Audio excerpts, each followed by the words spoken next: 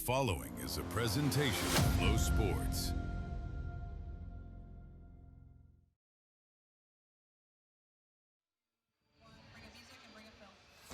Boston, Massachusetts has been the site of many important battles in U.S. history. The Battle of Bunker Hill, the shot heard round the world at Lexington and Concord. Tonight, another significant battle in U.S. track and field and world track and field. It's the Saucony Battle for Boston, indoors at the Boston University Track and Tennis Center, coming to you live on FloTrack. And it's a Sunday evening in Boston, a little unusual. We're getting started just before the 6 o'clock hour on the East Coast.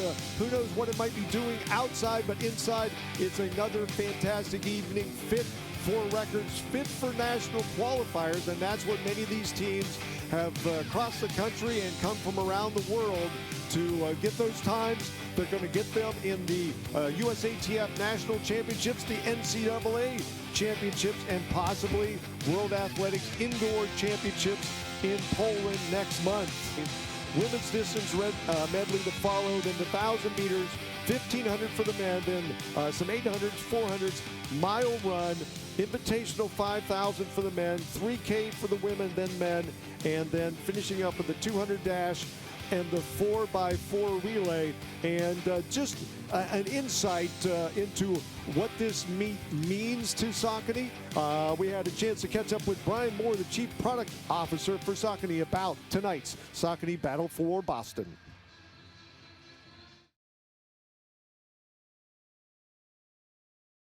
What does it mean to be, to be back into the sport, with a platform like FloTrack where we live and breathe track and field? Yeah, it's amazing. I think what's great about it is that I think what FloTrack and Saucony have in common is that we understand the community of track and field, not just the elitism. People know about the Olympics every 4 years, they tune in, then they forget about it, a month later. But, for us, it's 12 months a year. It's indoor, it's outdoor, it's cross country. It's the culture of the sport that a lot of us did when we were younger. I have the good fortune of being able to coach a high school team while still doing the job that I do. So I see those people coming into that community every day. And if you look at the way FloTrack celebrates it, the meets that may not get the prestige of, some of the BU meets where you've got 30 people breaking 4 minutes in the mile, but just the coverage of the culture as a whole, very much aligned to how Saucony looks at it as well. We're not typically a podium brand, but we do really believe in the people who make this a priority and who, again, grow up doing it, but then understand what goes into it and everything that's tied to it. So, yeah, I think the partnership it's a really natural partnership. Brian Moore, the Chief Product Officer.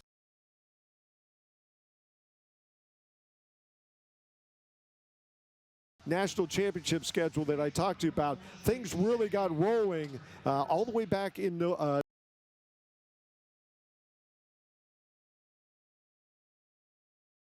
season opener. A lot of these athletes that are here today threw down those 3,000 and 5,000 meter qualifying times, also some milers. Then we came back with the Bruce Lehane, the John Thomas Terrier Classic, and just most recently the David Hemery Valentine Invitational just a week ago. That great two-day meet, 50 sub 4-minute milers. And again, as we did all season long, it's going to be a mix of Division III, Division II, Division I, some world-class pros, some incredible 16-year-old runners from New Zealand. You know who I'm talking about. Sam Ruth is here, going to run a 3K, the opportunity to take down some world records inside the Track and Tennis Center at Boston University, which is under the gun as far as weather. Mother Nature is just going to potentially decimate this area. Blizzard warnings in and around the Northeast for later on tomorrow and through the beginning of the week. But right now it is just perfect conditions as we get set for the opening heat of the men's distance medley relay. 2 sections. We will go slow to fast with this, but the rest of the evening will be fast to slow. Those Division I, Division II, and Division III NCAA meets I mentioned, all of those on March 13th. The D1 meet will be at Fayetteville, Arkansas. The top 16 individuals, top 12 relay teams. D2 is down at the great venue at Virginia Beach. Top 18 individuals, top 12 relays. And Division 3, again, March 13th and 14th, Birmingham, Alabama. USATF National Championships, February 28th, March 1st, next weekend at Ocean Breeze at Staten Island.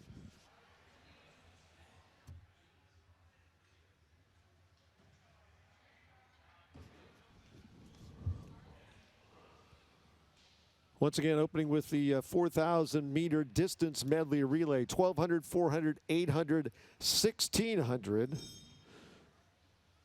is the order of the legs for this one. And we're underway. Villanova holds the facility record all the way back to 2015, 9:27.04. But the national lead as far as Division I this year, Michigan threw down a 9:14 and change on the oversized oval at Notre Dame just a week ago. So that's the type of quality out there on the major college scene. And we have some of those teams here tonight. Virginia, Oregon, Oklahoma State scheduled to be in the second heat of the DMR. And there is our Glory Days Track Club going through the first 228.6. The guys from MIT right behind them. They have the short trip across the river here in Boston from Cambridge over to BU. They are a very strong non-scholarship Division III distance program, 57 and change, opening 400. Then we go back to Stonehill in the number 3 spot, Amherst in 4th.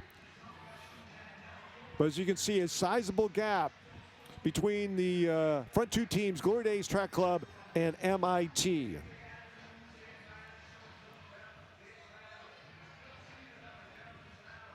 This is a permanently banked 200-meter oval. If you've never joined us for our indoor live stream coverage of track and field at Boston University, the fastest oval in the world. It has proven it multiple times over with national and world records.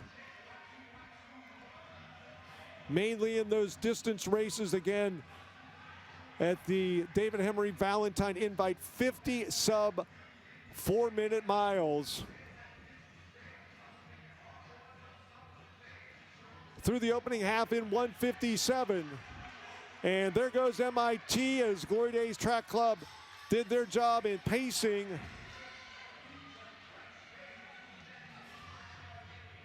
MIT, the Division III national lead in the distance medley relay in 2026. Wisconsin lacrosse, they ran a converted 9:40.22 on a flat 200. 1 lap to go in this opening 1,200-meter leg. You see the pacing lights, and they are right on the green. So running and dialed in to those pacing lights to keep them on pace, on track. MIT has yet to put together a DMR time on the men's side this year. They're coming up through the zone. Solid handoff, 2:55 and change, opening 1,200 meters.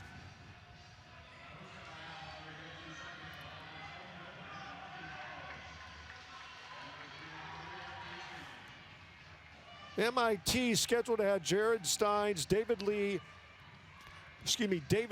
David Whitaker, and Tim Newman. And again, this is the 400-meter leg. The DMR really speaks to the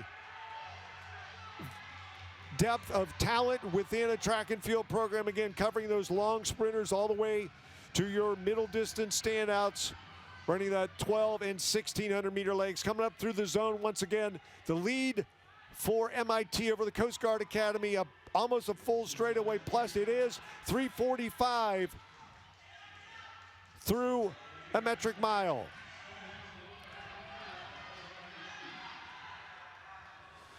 Coast Guard in the number 2 spot, Stonehill in 3rd, Boston College in 4th, and Amherst, the 5th and final team on the oval in our first event here this evening. I'm Phil Grove, Old School Track. Happy to be here once again at Boston University, live on FloTrack. This is the heartbeat of indoor track in the U.S. And they come from north, south, east, and west. Teams and individuals crossing the border from Canada to come down and run PRs, school records, and the like at BU. Again, right on pace. They are dialed in. Their seed time at 9:35, which would be a significant improvement on the D3 #1 this year.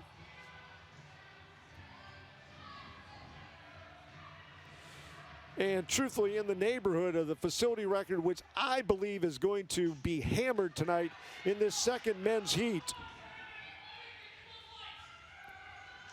Our anchor runners prepping themselves as the 800 runners in their final lap. MIT a full half lap ahead of Stonehill with the Coast Guard Academy in the #3 position. Coming through the zone once again, MIT has led this one from the gun. They got a boost from a 157 leadoff paced anchor.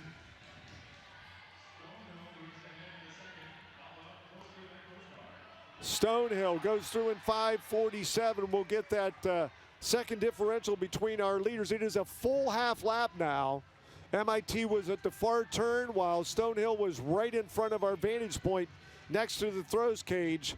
One lap down for our anchor from MIT in 6:03, and he is back in the green.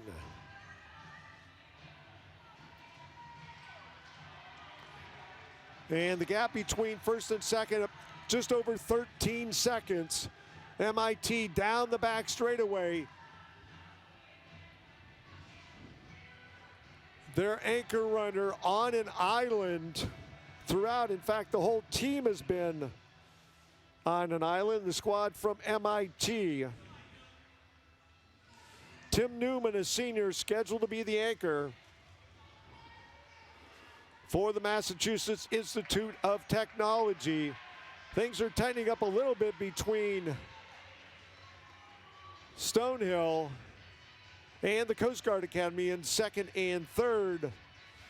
But there is a chance that MIT might put one of these squads or more a lap down. 3 down, 5 to go, still dialed into the tempo.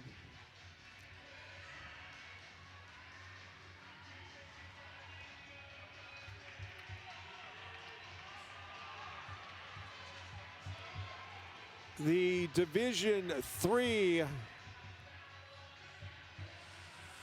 national record in the distance medley relay. Loris, 9:39.80, 4 to go at 7:34. So all they need is a 2:04 closing half.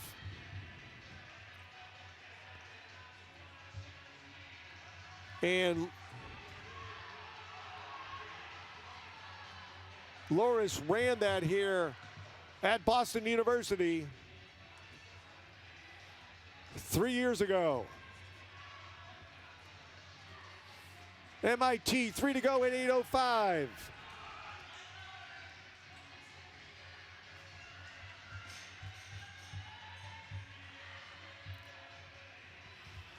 Once again, the Division III leading time definitely in jeopardy. In 2025 and 26, so Wisconsin lacrosse, 9:40.22. Rowan at 9:45. The top 6 times all run on flat 200s have been converted. And MIT with 2 to go does put the team from BC a lap down. We are now on record watch for that squad right there, MIT.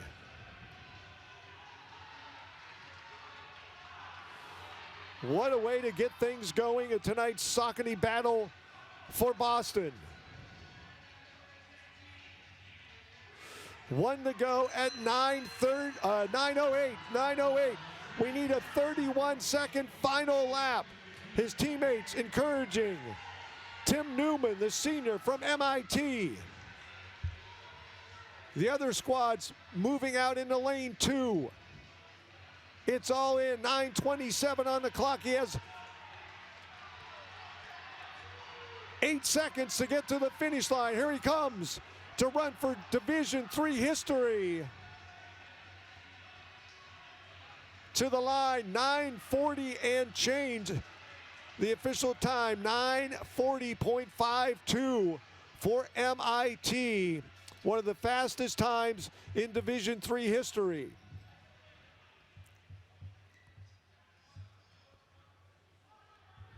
They were the class of this field from the beginning. As Coast Guard closes for the number 2 spot, Stonehill in 3rd, Amherst in 4th. A valiant effort.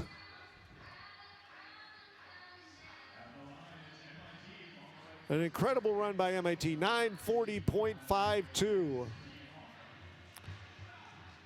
They were all in from the gun.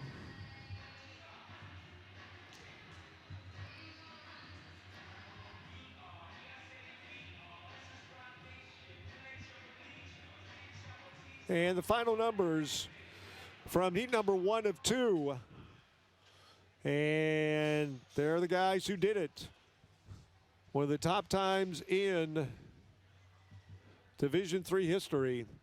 And they're the squads, powerhouses, one and all, including Wingate, Division II power, out there mixing it up with the likes of Stanford, Virginia, Virginia Tech, Georgetown, Oklahoma State, Oregon, Kansas, Arizona. This will be a great one.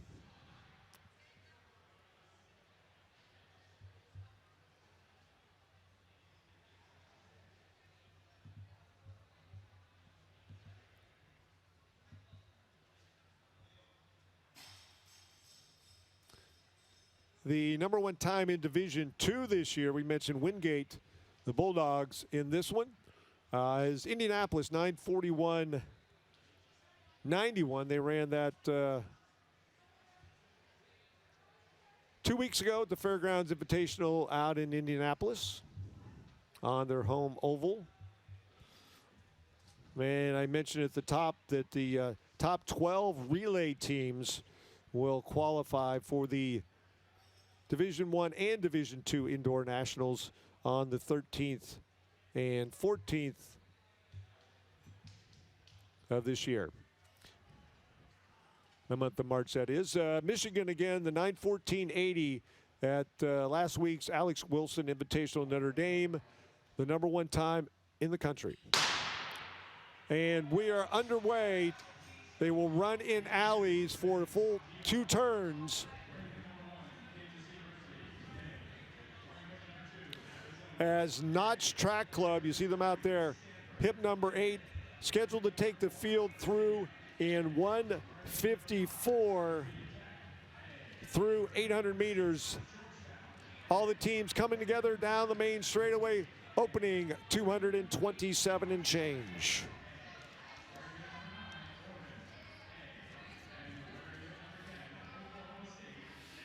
All right, so Oklahoma State toward the back of the pack. It's the Hokies right now in the number 2 spot. Virginia Tech, followed by Virginia, opening 456 high. Very nice. They are in the green, in fact, a little bit ahead of pace. Right now, Wingate at the tail end of this field. Notch Track Club, they have the responsibility of taking the field through in 1:54 through the first 4 laps of the 1,200-meter leadoff leg. Georgetown sitting in 4th. Just a couple strides make that. They're back in 6th now. Quickly how things change. Oregon in the number 4 spot. Arizona in 5th. We're single file running. Virginia Tech, Dylan DeCombre, scheduled to be in the lead-off position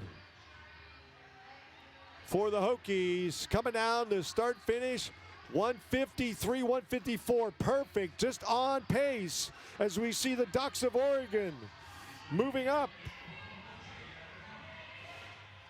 Simeon Birnbaum,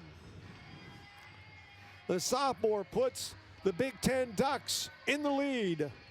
Stretching things out, a little bit of a gap between those top three. We see Oregon, Virginia Tech, and Virginia. Then separation back to Stanford. 1 to go in this opening 1,200 leg. Things are starting to stretch out. Stanford in 4th. Then the Jayhawks of Kansas in the number 5 spot. But it is the Oregon Ducks up by 8, headed to the zone for the first time. We'll get that opening 1,200 split. 248 and change. We're running a 400 now, folks. It is Oregon, Virginia Tech, Virginia. Then Stanford, Kansas, and Wingate now in the middle of this field. Cranking through this permanently banked 200 oval. The Ducks from Oregon.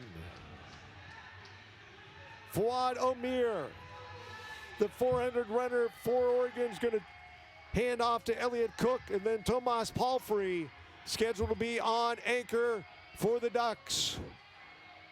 Oregon right there on screen as we pull back just a little to Virginia Tech and Virginia. Those two state rivals battling it out. 3:35 deep into the zone. The Ducks went to use that incoming 400 speed. The top three, you see them right again, Oregon, Virginia Tech, Virginia. And then we have Stanford, Oklahoma State now moving up. They're in the number 4 spot as their 800 runner is flying.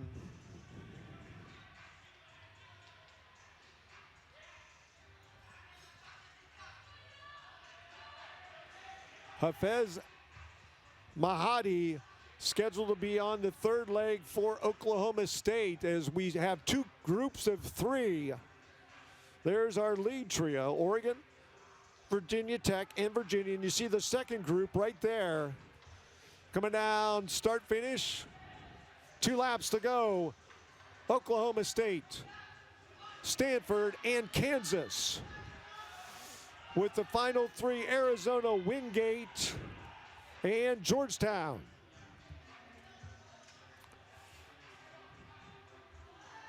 A little bit of separation between our top 2. Virginia Tech now in the lead, Oregon and Virginia. And the next 3 on the oval group together. And those final 3 teams, as I mentioned, the last 3 is Arizona, Wingate, and Georgetown. The battle, though, up front. The Virginia Tech Hokies, Oregon Ducks, 1-2. It's time to get the anchors on the oval. Virginia Tech, George Cootie, 5:21. And Tomas Palfrey for Oregon.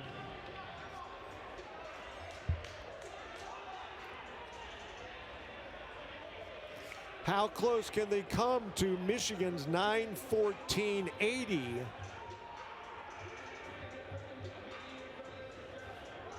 The season best, again, run on the oversized, big, comfy oval at Notre Dame.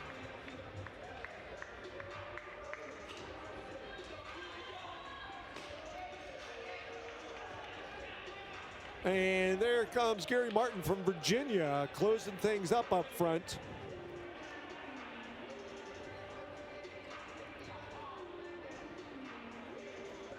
And we'll see how long it takes Gary to make this a 3-team battle once again. And there he is, right off the shoulder of Palfrey from Oregon, as Oklahoma State and Kansas aren't wasting any time as they're cutting the gap between those top 3 teams right there. And you see 4 and 5 coming into your screen. There they are down the back straight.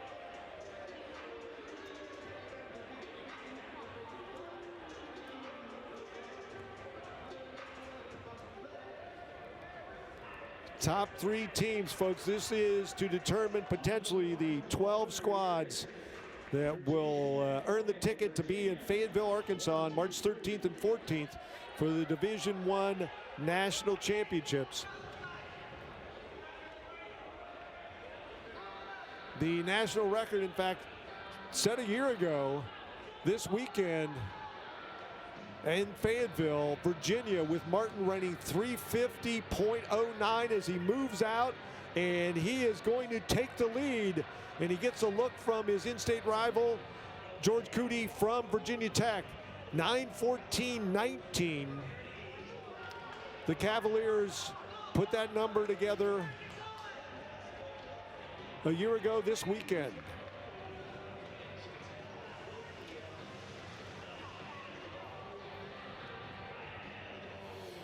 And yes, George Thorogood, somebody is bad to the bone on the track. Who is going to be the nasty anchor that's going to pull their team to victory? Right now, it looks like those 3 front-running teams, Virginia, which had to use some of the fuel in Gary Martin's tank to move up into the number 1 spot, as Palfrey changes order with Cootie from Virginia Tech. So it is Virginia, Oregon, and Virginia Tech.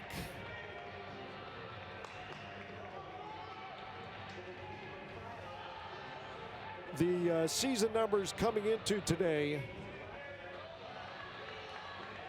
in Division I. Again, Michigan at 9:14. As Virginia still leading. Again, Martin was probably about 15 meters down. Here comes Thomas Palfrey, 1 to go, 8:46. Bell Lab.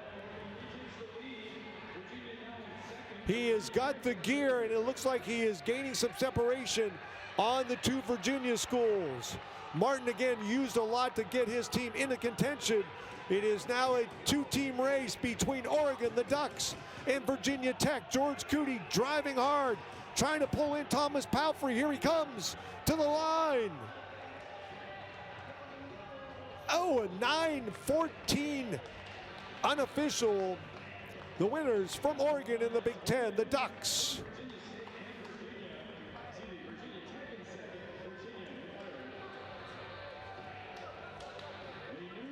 Some of the fastest times in Division I history. Oregon just misses the national record that Virginia had put down a year ago, 9:14.88. Tech, you see, just hundredths of a second back. Virginia, 9:16.75. There have only been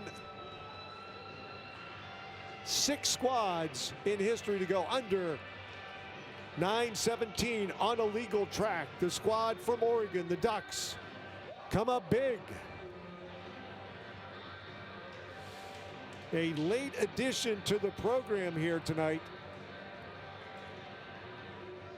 on the last Sunday in February 2026, and is definitely worth the trip, as the Ducks from Oregon with the big win. And we'll be back in a moment. The women's distance medley relay next. The Saucony Battle for Boston live on FloTrack.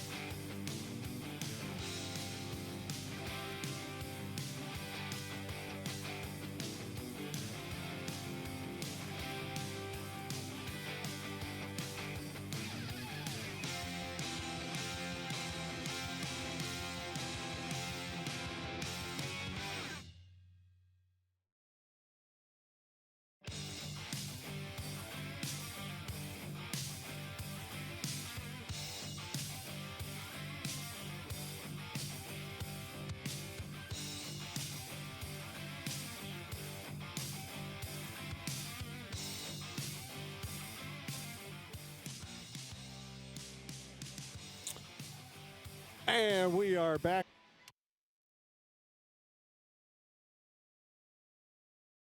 Let's just serve all the track nerds out there. You know, BU's coming up, Battle for Boston. What event are you looking forward to most, and what athlete? Oh man, it's so hard. I mean, you've got a guy basically in high school running a 3K and a world class time. I mean, you've got a jammed field in the mile. I mean, it's to me, even though my background, I'm a 400-meter runner. You know that my last race was in 2018 at the Melrose Games, and the 4x4 as a master, and like that's always been my event, the 4x4 and the 400. That's what I love. But when it comes to watching track, I mean, I'm a mile nerd. I mean, I could watch the mile all day long, and I think we're gonna have some good times. I mean, BU is amazing. I ran all my PRs on it when the track first opened a very long time ago.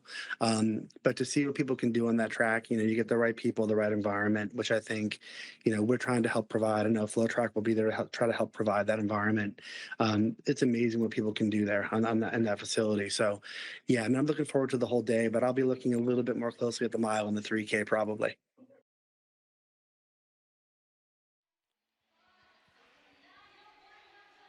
Once again, Brian Moore, the Chief Product Officer for Saucony, talking about, again, Sam Ruth, the young man,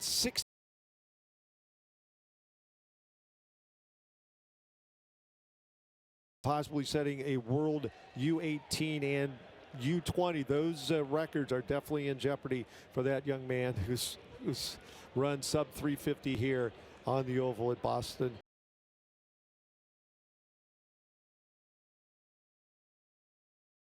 But focusing on the Division III athletes, Connecticut College currently number 8 in Division III with their 11:46.34. The top, it could be top dozen or top 15 distance medley relay teams will qualify for the D3 Nationals down in Birmingham on March 13th and 14th. Washington University out of the Midwest, number 1, 11:38.81 in Division III, and we are underway.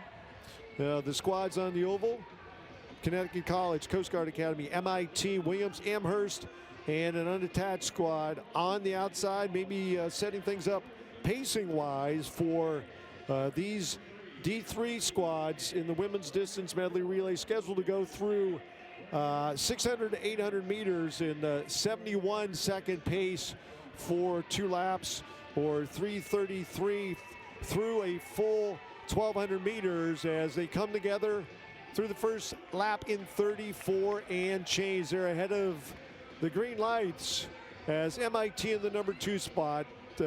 Connecticut College, mentioned that squad, currently sitting 4th.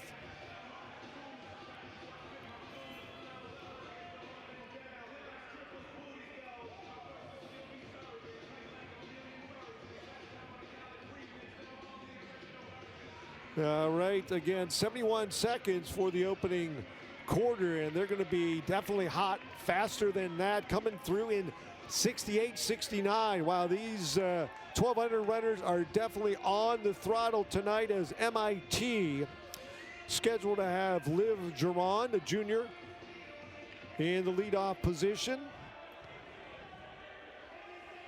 And Amherst opening runner Piper Lentz, as Williams goes wide, and they're going to move up several slots and potentially bring Connecticut College with them.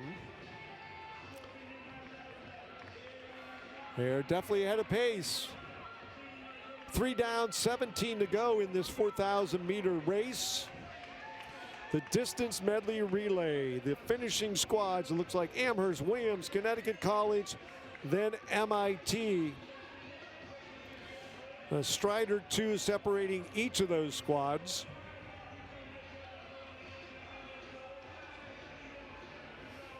As I mentioned in the previous races, it really speaks to the depth of a program. How good are you at 400 meters, at 800 meters, and how good are you at all 4 distances? As our pacers stepping aside, 2:21. They wanted to go through 1,200 and 3:33. They're right there, as Amherst in the lead, Williams in second. Lentz from Amherst starting to stretch this out. She's got 10 meters down the back straight.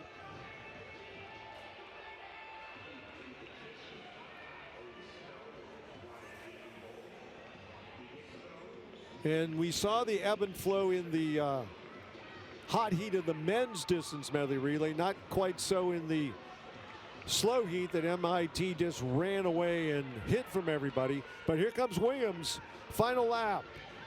Williams opening leg run by Ginger Long, only a freshman. Williams in the lead in this D3 battle in the women's distance medley relay. The BU record, an outstanding 10:46.62 set 3 years ago by the Washington Huskies. 3:31, 3:32. Williams in front, Amherst a close second.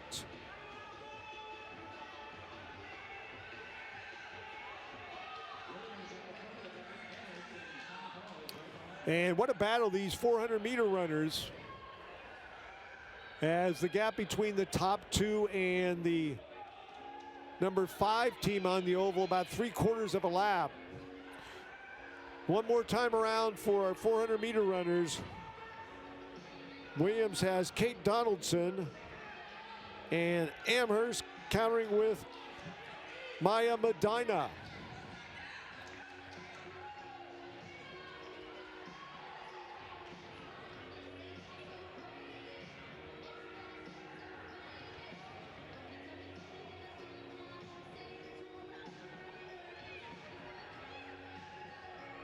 We are now underway with the 800-meter leg, and the top 2 teams are dialed into those pacing lights as we see MIT go through the zone in the number 4 spot. It is Williams, then Amherst.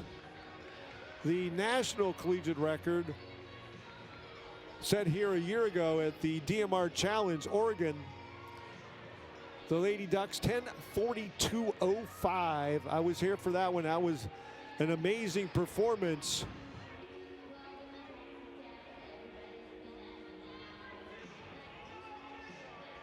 By the Ducks. But right now we are focusing on Division III in this distance medley relay. The national record goes all the way back to 2013 at the Division III National Championships in Naperville, Illinois, Wisconsin, Oshkosh. 11:32.24. Middlebury that same year ran 11:32.54 at the New England Intercollegiate Indoor Championships. MIT has the number 3 time all-time, as Williams starts to stretch things out a little bit.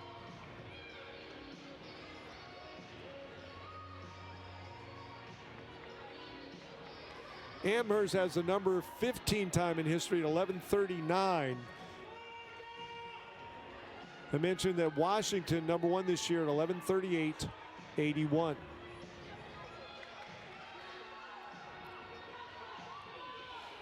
There's a gap between first and second on the oval. Anika Paluska from Williams. The 800 runner, we see 3rd and 4th, MIT and Connecticut College again came in 8th in the country in Division III. They are side by side after that 800 leg, handing it off to the metric milers. 6:40 and change. We are looking at quite a battle between these top 2 teams, just like we saw in the men's DMR. Just passed through 7 o'clock.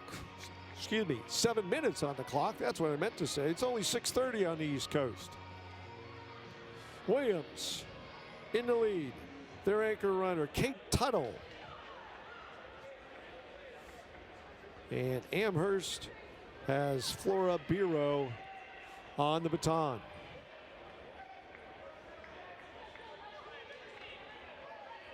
Smooth and easy is the look right now for Kate Tuttle, making it look like a stroll in the park, or at least by a frozen river here in the month of February in Boston.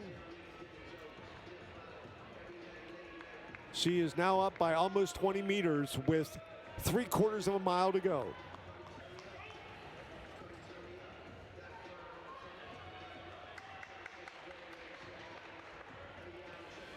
The next event on the schedule tonight, the women's 1,000-meter run, could also be a record breaker.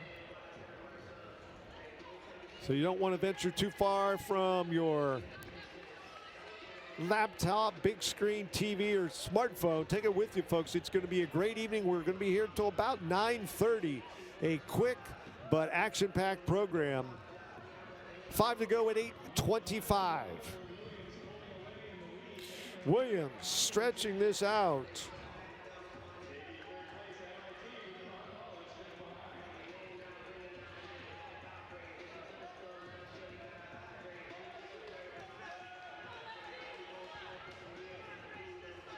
Kate Tuttle, the anchor runner for Williams.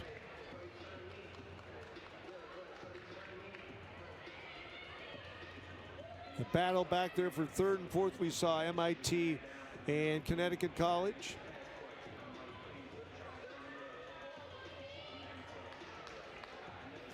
So I mentioned Washington University. They actually have the #1 and #2 times, both run a week ago. So 2 squads from Washington U. Wow, they are going to be a force to be reckoned with at the national championships on the 13th and 14th of March.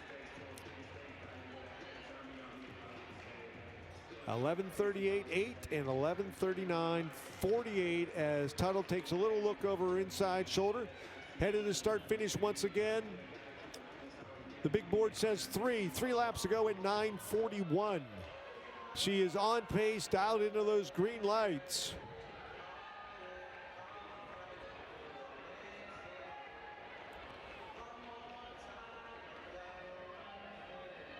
Trying to assure themselves of a spot at the D3 National Championships in Birmingham, Alabama. There is our #2 squad, Amherst. Williams through the line, 2 to go at 10:18.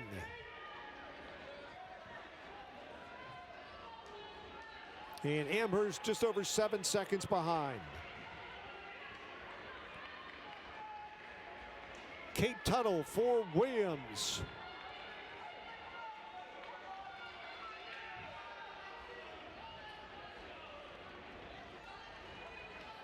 Definitely the class of this anchor field. She's a 4:48 miler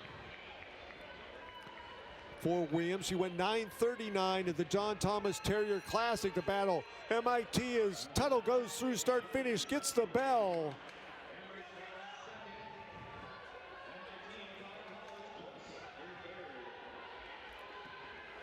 Williams has blown this open during the 1,600 meter anchor leg. And going to bring this home and likely guarantee themselves a spot in the D3 National Championships in 3 weeks. Kate Tuttle to the line. Williams with the win and one of the finest times in D3 history.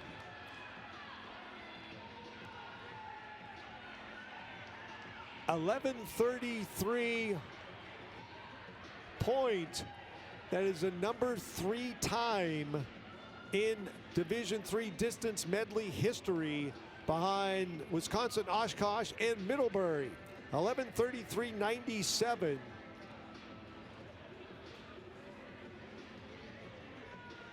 And there are the final numbers. So 2 impressive distance medley relay performances, one by the Division I distance powerhouse, the Oregon Ducks on the men's side, and Williams, Division III, again, the #3 time all time in Division III. A great performance by those ladies as we get dialed in for our first individual event of the evening, the women's 1,000 meter run, coming up next.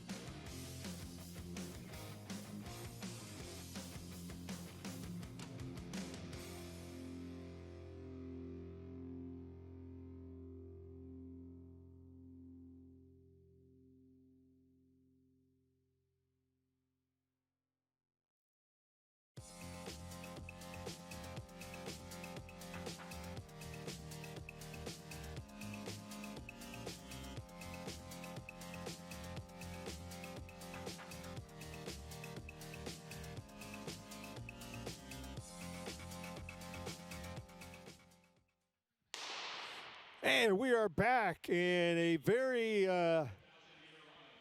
tight field. In this one, only 3 athletes. You see the lineup: Dylan McElhaney and Sophia Goriaron from Harvard. Michaela Myers, running for Saucony, is our pace setter, scheduled to take this small field through at 2:38 pace. The significance of that is the all-time collegiate record. Haley Kitching, a senior at Penn State, earlier this year at the Nittany Lion Challenge, 2:38.45, as they're ahead of pace, as Goriaron is number 3 all-time at the John Thomas Terrier Classic, went 2:38.75. Narrowly missed that standard. Indoors this year, there are 3 marks faster than those ones I just mentioned. Those were run on the oversized oval at the University of Washington, UW. Juliet Whitaker from Stanford, 2:37.54. Again, all conditions, that's the best ever run, but the national record on a 200 banked or flat. Again, 2:38.45. Goriaron right behind Myers, as she needs to be.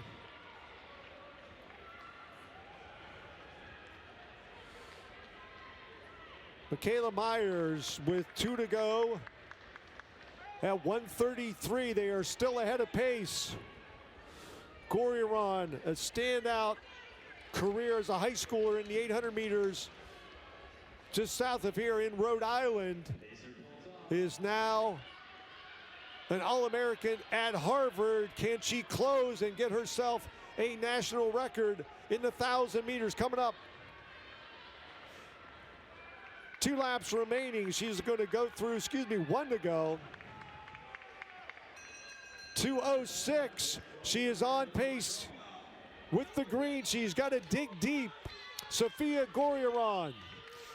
Again, the national record, 2:38.45 down the back straight.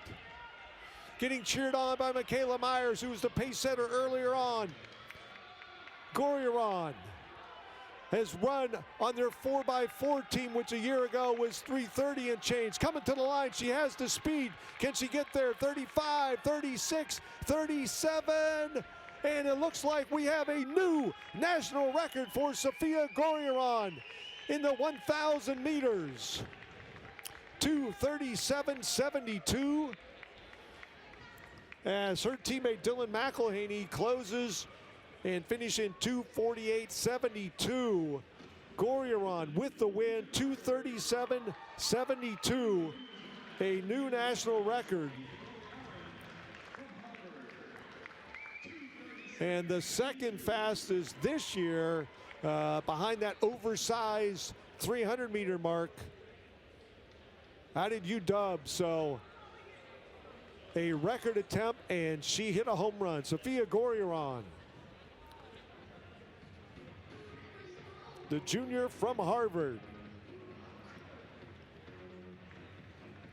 What a great run for that young lady, and we'll see if we can get her up here. She's a good friend of the program. Sophia Goriaron, a new national record in 1,000 meters. Back with more of this year's Saucony Battle for Boston live.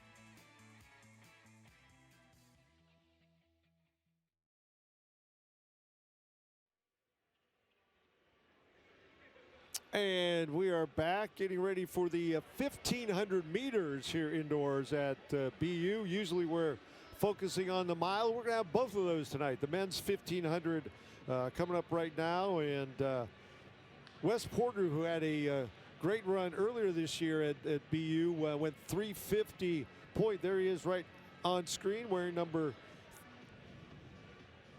Check that. That is John Renwicki, who also has had great success here at BU. Cooper Kothra, his Under Armour teammate, on the oval next to him.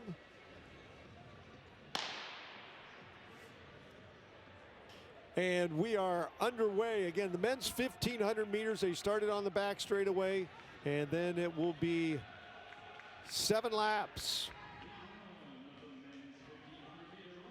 As Wes Porter, he is on the outside in lane 6, scheduled to be our pace setter. And you see that's Beltefra on the inside wearing hip number 2. 28 and change for the opening 200 meters. Again, this special 1,500 meter run here this evening. A small group. Porter scheduled to be the pace setter. 41 and change through 300 meters. Everybody down in a single file formation. That is Tefra right off his shoulder. And then Foster Malik. If you followed Boston University athletics, you know that name was a standout here for the Terriers for years. Now running for Under Armour, sitting in the number 3 spot. Renwicki in 4th. And Kothra in the number 5 position, followed by Isaac Baston.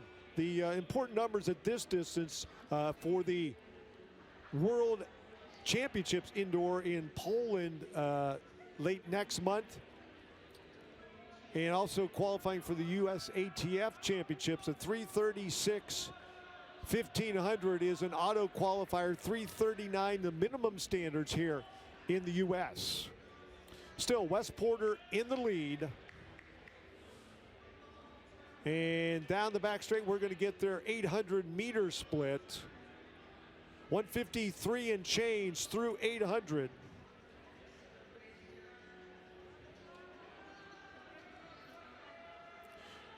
The auto qualifier for a full mile of 3:52, which Porter went well under. Only 12 men will make the cutoff for the USATF Indoor Championships. And with US very deep in the mile, it is going to be very difficult to get one of those spots. A little bit of separation between our front 4 as Foster Malik makes a move with 2 to go. Porter goes outside, but runs into his teammate Malik, who was trying to make a pass. Just unfortunate circumstance there as Malik and Kothra now in the lead. Foster Malik, Cooper Kothra, and Abel Tefra. 1, 2, 3. And the guys from Under Armour, 3:05. They're on pace. They're in the green. Malik, despite that slight bobble with his Under Armour teammate who was just stepping off. On the inside, he's got the position. Cooper Kothra right behind him. It's going to be an Under Armour 1-2. Foster Malik, 3:33.39 for the win.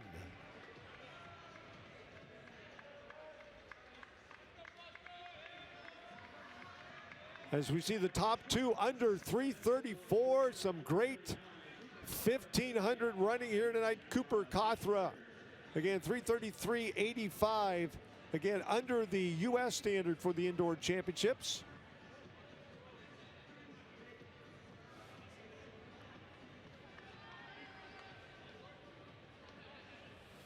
And great team running by Wes Porter, setting the pace. dialed in 153 and change through that opening 800 meters as they go 1-2. Next up on the oval, it is the women's 800-meter run, live from Boston University.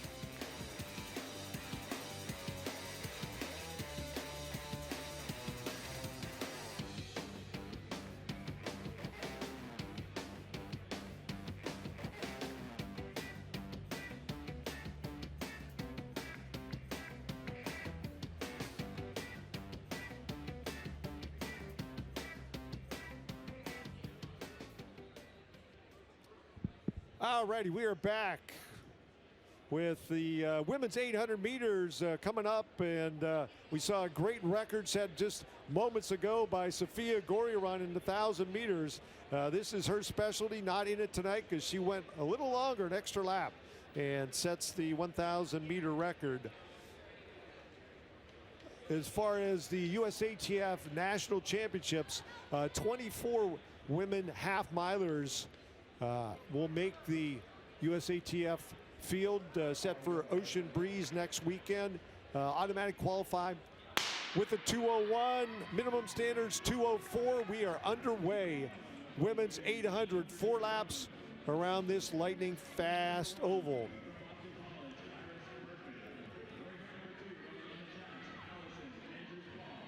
One heat in this one, or first heat, excuse me, Iris Bergman from Boston College, scheduled to take him through 500 meters at 2 flat pace.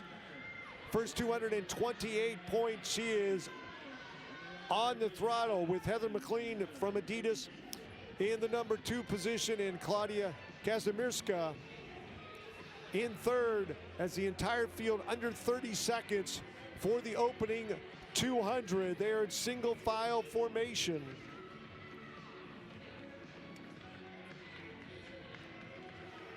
Bergman from Boston College stepping aside. She goes through 457 and change. It is now up to Heather McLean, starting to gain some separation on Kazimirska in the number 2 position, as Allison Andrews-Paul running unattached, making a move.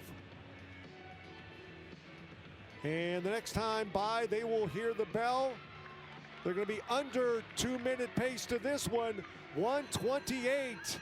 The pacing lights are loving these runners. We're all green, folks. Heather McLean. This is the toughest part of this race. I'd say it's a 400 dash, 400 die.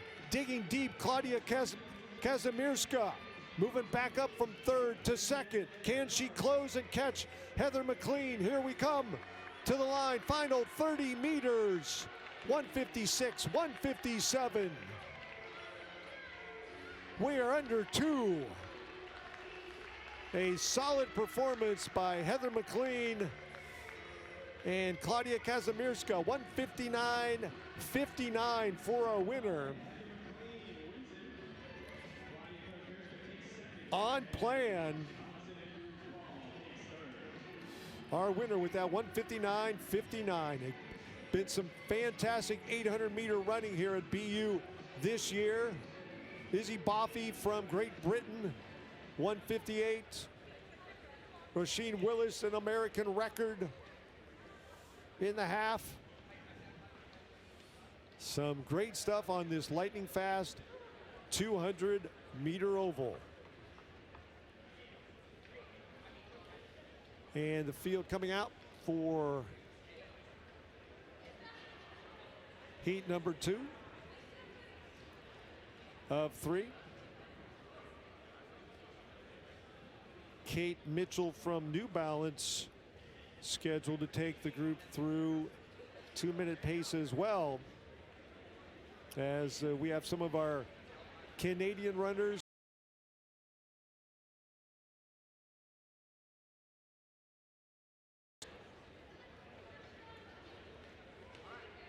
And there's the field. Looks like we do have one scratch.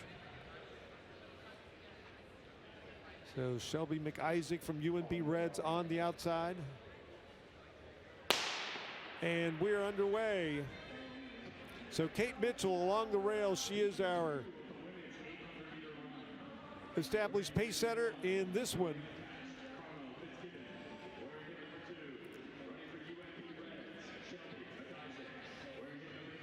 So it is Mitchell and Maeve O'Neill from Providence glued to her shoulder on along the rail, and they are all on green as Emma Dajane from Laval in the number 3 spot. 1, 2, 3. They are tight, this group, down the back straight through 300 meters in 44 and change. So another record set here this evening. Foster Malik, the former BU standout, is a Canadian record, his 3:33 winner. It is Kate Mitchell, Maeve O'Neill, 1-2. Mitchell is scheduled to step aside and trying to take this group through a finish in 2 minutes. On the Division I leaderboard this year, the all-college leaderboard, is Maeve O'Neill now going alone for the final lap. 1:29, 1:30. She is right at 2-minute pace. Can she close with a 30-second final 200? Thus far in Division I, 6 runners under 2 minutes. So in the neighborhood of 2:01, that's most likely a definite for one of those 16 individual spots at the Division I championships. O'Neill from Providence to the line. She's going to get there. Oh, just missed. Too flat, but she is beyond happy with that. Face in her hands. Maeve O'Neill. 2 flat, 33, wins by 5+ seconds.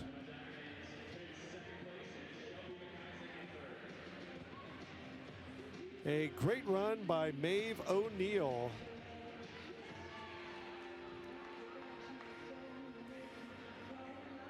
From Providence. And there's our pacer who was so important in this effort, but that young lady closed as she had to in just over 30 seconds.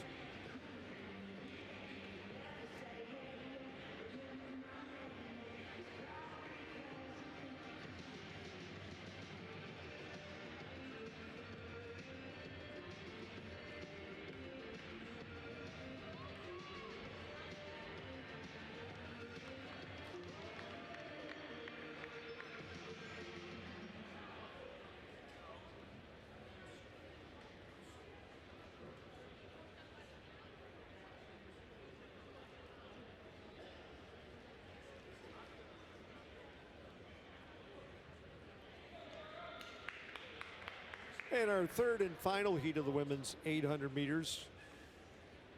Headed to the starting line.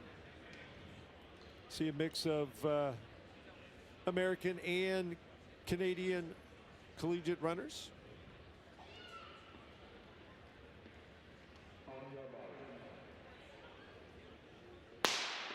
And we are underway.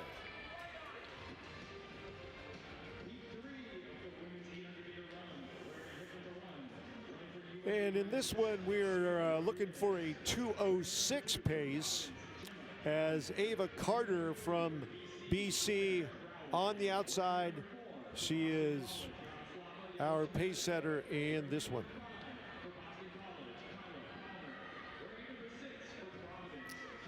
"30 seconds through the opening 200 meters. And check my ID on that one. Actually, that was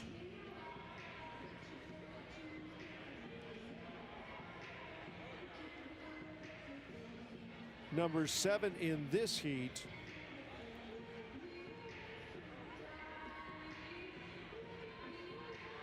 That is Ava Carter now. She was on inside rail. She's going to step aside after 62 and change through the opening 400 meters. That is Yaroslava Yasovetska, her teammate at Boston College, in the lead. Gemma Galvin from Providence in the number 2 position, followed by Kiera Hall, also representing the Friars. As Sierra Rodriguez from UNB Reds tries to get herself toward the front. Galvin, the new leader, starting to stretch it out, about 6 meters up on Yaroslavetska.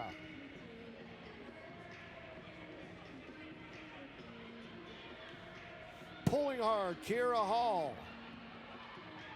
Gemma Galvin, her teammate, in the lead. Here comes Hall. Moving up on the outside, final short 30 meters straightaway. And getting to the line first is Kiera Hall from Providence. 2:07.85.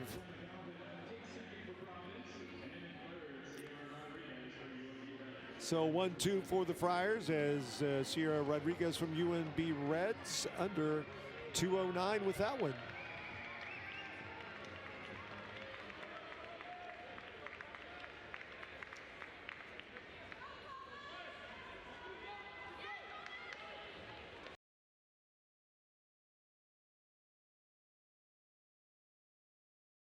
For the 800-meter run, there is section number 1 of 4. Again, we'll go fast to slow. Aiden Britt, our pace setter in this one, scheduled to take the group through 51 seconds. The first 400 meters. And it's going to say we're underway, but I don't like the sound of boom, boom. In track and field, not a great thing. And we're bringing everybody back together, and we'll see if this is a teaching moment. Looks like it might be for this group. Again, Britt is in the outside alley. He's in the green jersey. He is our pace setter in this one. And we are underway. The name that, again, if you've been following BU track this year, Thomas Cowan on the inside, a sophomore from BU wearing the red and white uniform of the Terriers. He'll bring that inside alley together with the Aiden Britt-led outside group. And it's like a single file, 25 and change, as Britt took a quick look over his inside shoulder. John Rivera from Brooks Beast Track Club in the number 2 spot.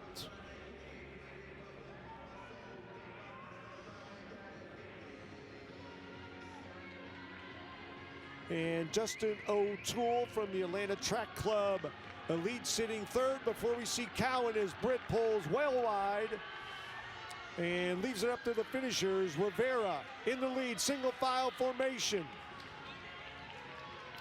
Got a stride or so on O'Toole with Cowan in 3rd.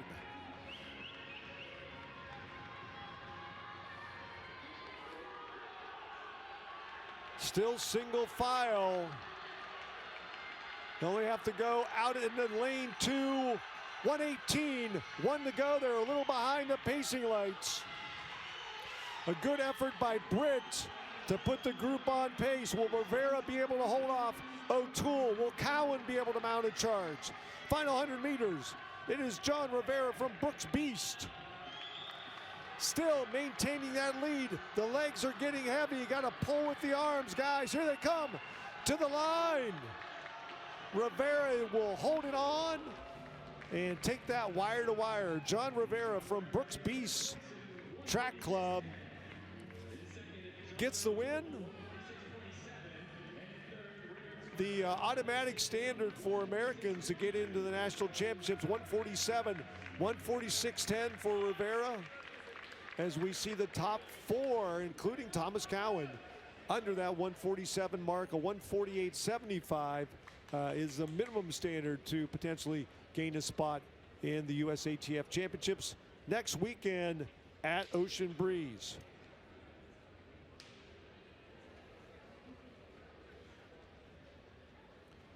Heat number 2, there is our lineup.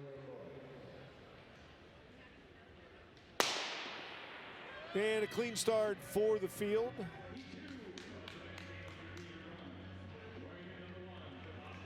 Torrance Caesar from Boston North Track Club, scheduled to be our pace setter, but unfortunately he pulled up on the back straightaway. That is not good for the field or Mr. Caesar. Oh my.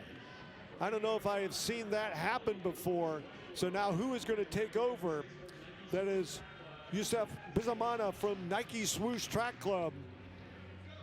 Thought he would be following somebody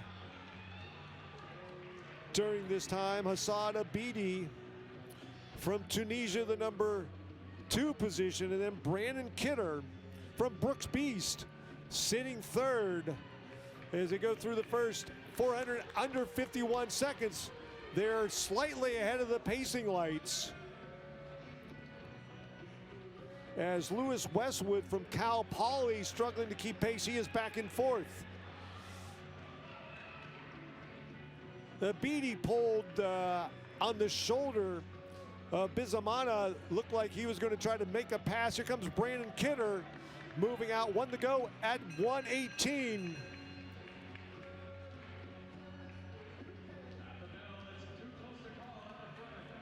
Bizamana, Abidi, Kidder down the back straight.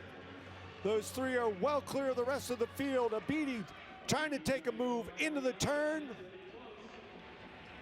Not able to gain enough off the rail. Here comes Brandon Kidder along the rail. Contact as they go through the line in a very small space. Kidder thought he could squeeze by the rail, not able to get the room he needed. And there's our winner, Yusef Bizamana, 146.77. The top 3, 147 or faster.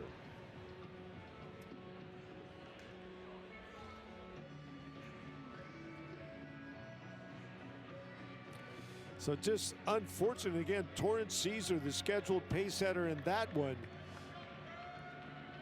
pulled out of the race about 100 meters in, and that really sort of threw things up in the air and who was going to take over. And ended up being the man with the swoosh. Goes wire to wire. 3rd of 4 sections. And Ethan Menard from Boston North, another 51-second opener.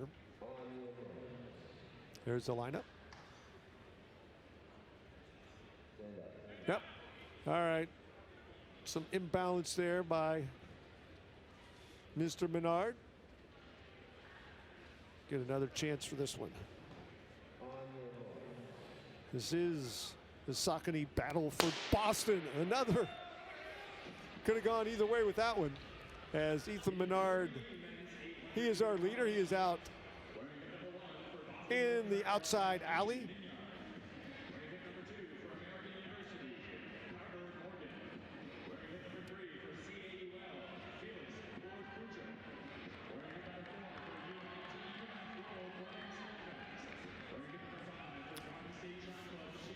Ethan Menard setting the tempo. Again, 51 seconds through 400 meters as this field is really stretched out. Carver Morgan from American International in the number 2 spot. And now the guys from Greater Boston, Garden State Track Club. That's the uniform fill. All right, going through 51 and 6 for Carver Morgan with Ahan and Shane Stritch from Garden State. 2nd and 3rd. Carver Morgan, a senior for American, a 145 quality 800 runner coming down to the line. The 3 tightly bunched together. Ahan, the new leader. They're on the green pacing lights. And he's starting to stretch things out just a little bit. His teammate not able to keep pace. Neither is Carver Morgan from American. Karam Ehan from Garden State trying to hold on. Things get really difficult at this point. Legs get heavy. Arms can pull you through. Here comes Morgan. Last ditch effort. Did he get there? Ehan with the win by the narrowest of margins. Karam Ehan by 0.02 of a second as the top three under 147.7.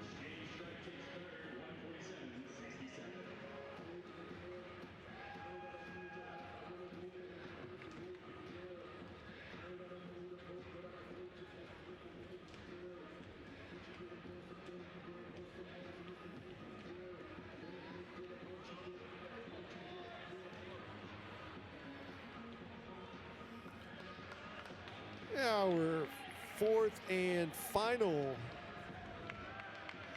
section, I do believe.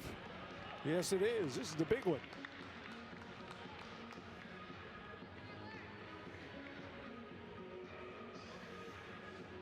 See the lineup. And Aiden McHugh from Boston College, scheduled to take the field through probably 400 meters.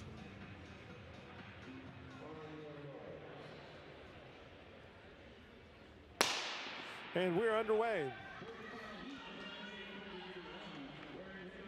And looks like we do have one scratch in this one, as Aiden McHugh, sophomore from BC, he's taking this one out. And he's going to be in that outside alley, bringing things down. We'll see how much of a gap he has on the field through 226 and change, about 6 meters or so. And that is Cruz Brown behind him, running unattached. And then it's like Colin Petey in the number 3 position. Check that is Owen Pett. But 52 and change for Aiden McHugh. He's going to stay in this. He's driving. He has a big lead at this point in time. Now he steps aside, leaves it up to the finishers. Cruz Brown, the leader. Owen Pett, senior from BC, behind him. And then about 20 meters of open track back to a group of 3. But it is Cruz Brown, Owen Pett, 1-2. Pett pulling up onto the shoulder, 121 through 600. Pett, can he get the pass made as he reached the back straightaway? Still on the outside. Finally gets to the rail before he goes into the next turn. Owen Pett from Boston College. Had his teammate Aiden McHugh set things up, and he brings it to the line. He's going to be under 150. Our final section.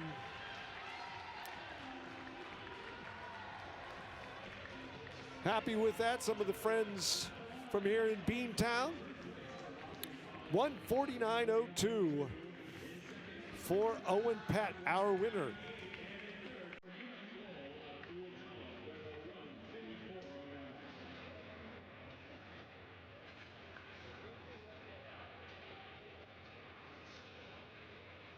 Some great 800-meter runs. You gotta love that, as Owen Pett loves that. Celebrates with his coach.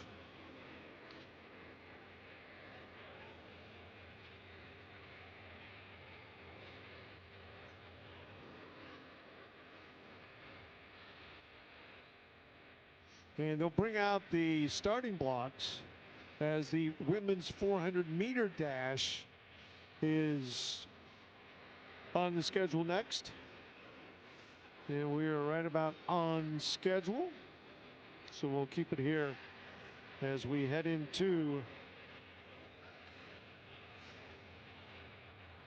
the women's 400.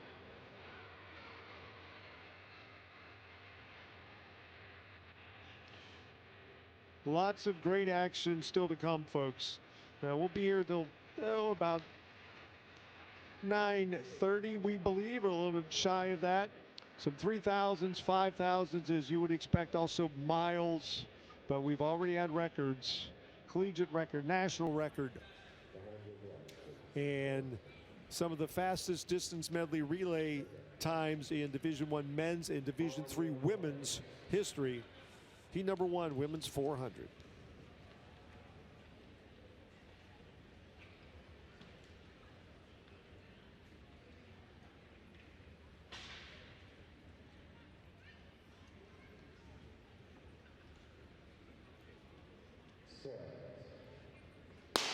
They will be in lanes for the first 2 full turns, bringing the field together and battling for the rail after about 150 meters.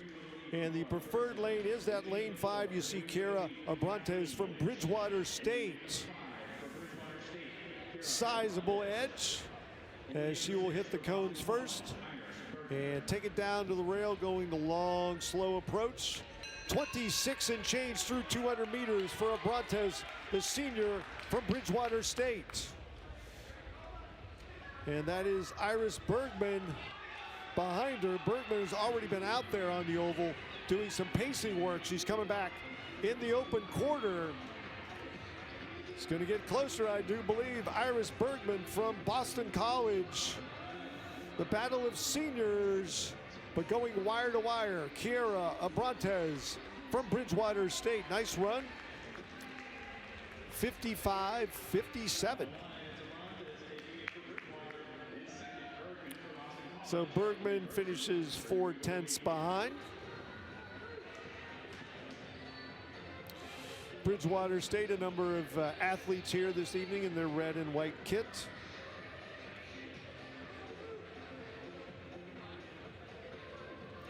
And we see a number of age group runners, high schoolers representing New England Elite, dominating this heat. All 4 lanes occupied by NE Elite athletes, as we had a couple in that opening section.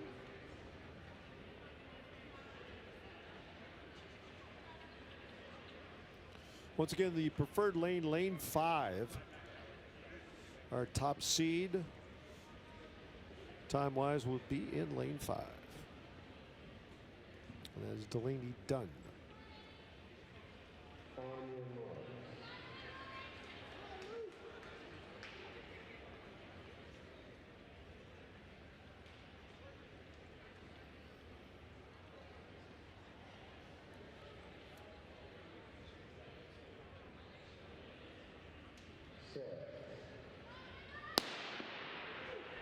And we are underway. Women's 400 meters again. Heat number 2, Delaney Dunn from New England Elites. But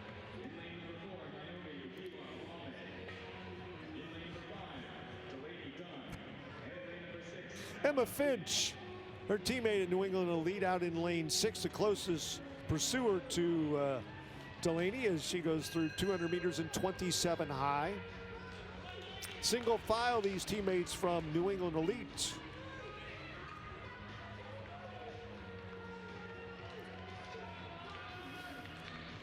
Long stride, eating up track, Emma Finch.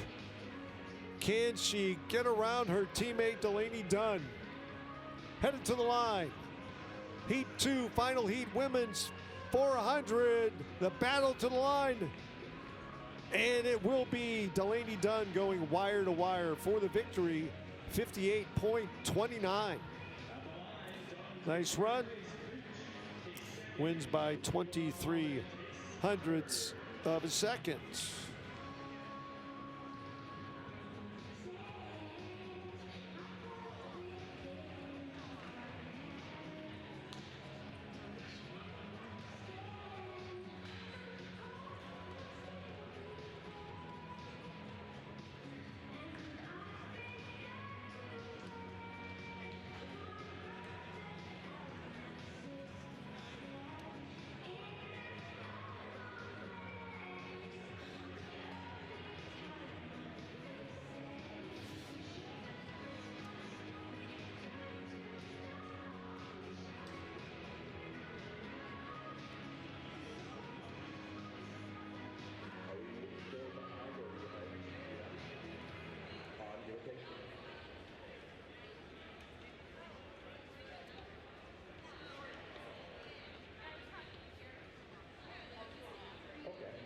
All right, we'll step aside here as we get ready for the men's 400 coming up next. The Saucony Battle for Boston live on FloTrack.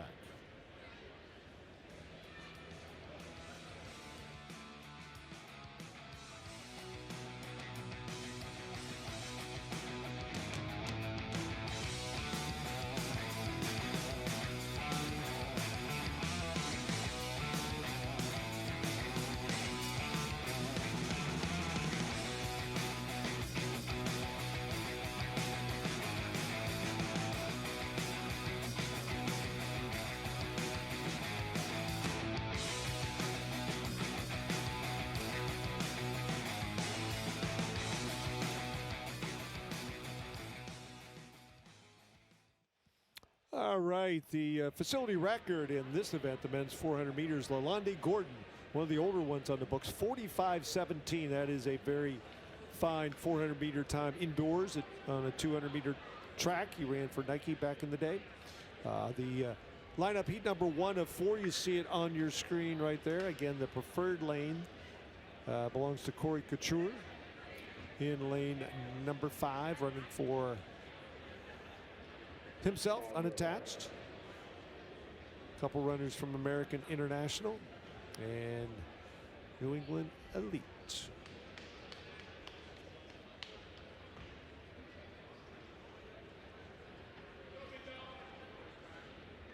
Well, it looks like we've had a change in that alignment. Bridgewater State athlete in 3.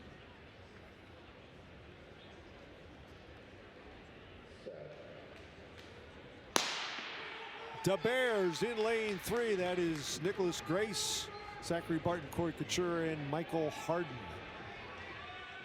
Forget what I said about the makeup of heat number 1.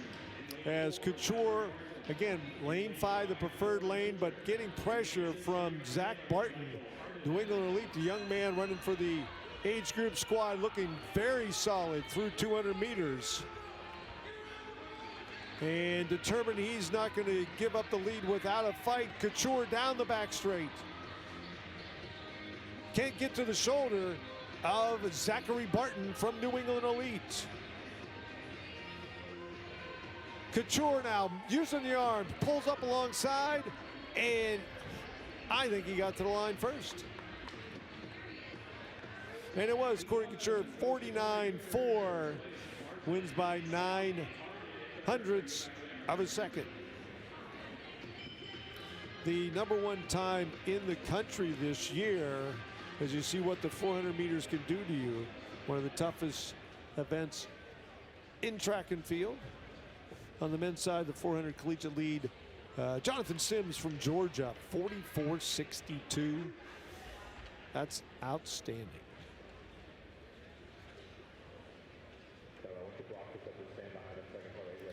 On the U.S.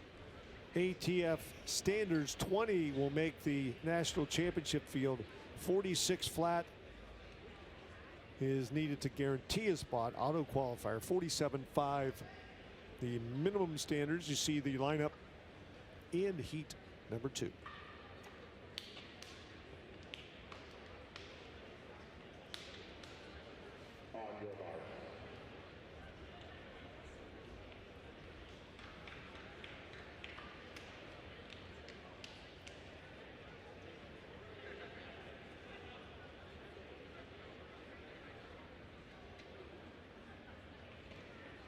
This is the second of 2 heats of the 400.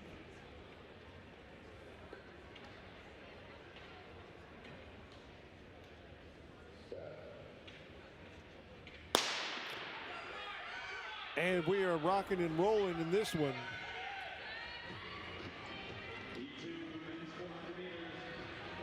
So Venator and Bilu from Bridgewater State on the inside in 3 and 4. Christian Preisner from MIT in the preferred lane, lane 5. He gets to the cones first, but Vincent Sevo from Slow Heat Track Club. And this is the slow heat of the 400. He's got the lead, he's got the rail. Can he hold off Christian Preisner from MIT? Down the back straight, trying to close up, trying to get to the shoulder is Preisner. Not going to be able to do it. Vincent Sevo using the arms. digging through the paint, and he is going to get to the line by 6 to 8 meters with the win. And it looks like that is the overall winner, I do believe.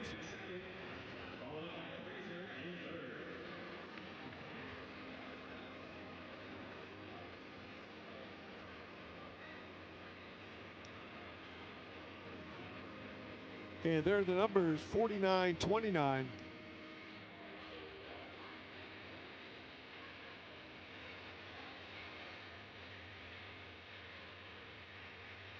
And again, 49-29 for our winner, Mr. Sebo. As we will step aside for just a moment and be back with more of tonight's Saucony Battle for Boston, live from Boston University's Track and Tennis Center.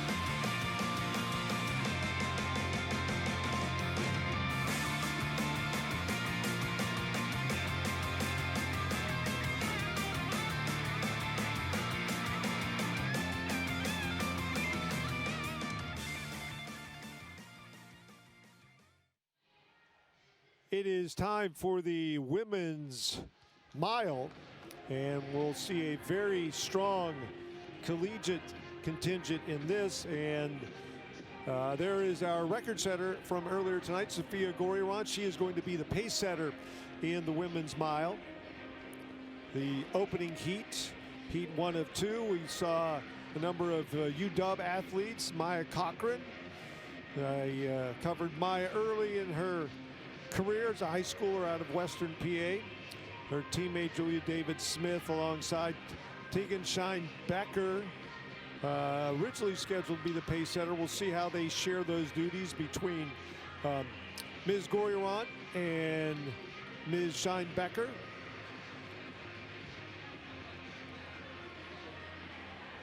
And Tegan Shine Becker ran for Ryder. Her last year All-American season in 2024. The #1 collegiate time, of course, run here a week ago, Riley Chamberlain. 4:20.61, record-setting performance as the Cougars went 1-2 in that one. What a performance that was at the David Emery Valentine Invitational. Check that second and fourth, but again, Chamberlain just gutted it out as Jane Hedengren, her teammate, went 4:22 and change. But there is Goriron on the inside. Goes through 209 meters and 32 and change. They are ahead of the pacing lights, so a very strong early pace put up by Sophia Goriron.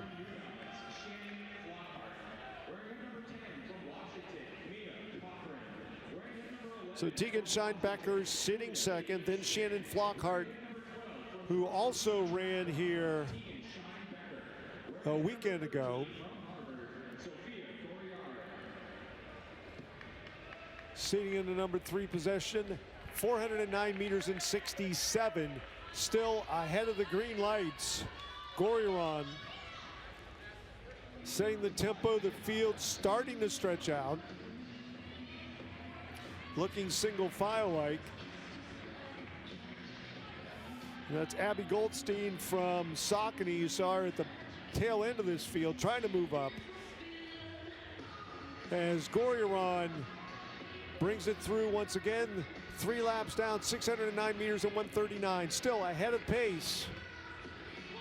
Doing a solid job. Tegan Shine-Becker in second.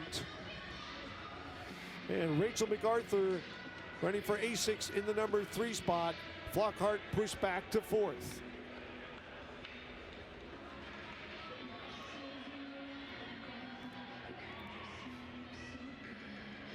First of 2 sections of the women's mile, as Goryaron likely going to pull aside, and this one maybe step off the inside. And she does go through in about 2:12, right on the green pacing lights. Tegan Shine-Becker in the lead. Some of these collegiate runners looking to move up on the national charts are going to have to move quickly, because the women's mile is just so deep, and you want to get one of those 16 spots that will take you to Fayetteville, Arkansas. On the 13th and 14th is Tegan Shine-Becker is the other rabbit after Goryaron. 3 laps to go at 2:46. Rachel MacArthur now inherits the lead.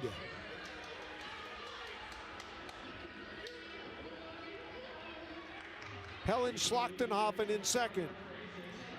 Lauren Ryan in third. Maya Cochran now, the first college runner, in the number 4 spot. And again, not knowing who's going to double, who's going to only run one race, maybe a relay and such. 4:28.44, currently 16th in the country in Division I. Rachel MacArthur from ASICS still leading the way. Down the back straight. Cochran has Tatiana Cornejo from Cal Poly in the number 4 spot. Make that 5th. Cochran is 4th. Lauren Ryan moving up into 2nd, bringing Cochran with her. 1 to go at 3:54. It is Rachel MacArthur in front. Lauren Ryan in 2nd.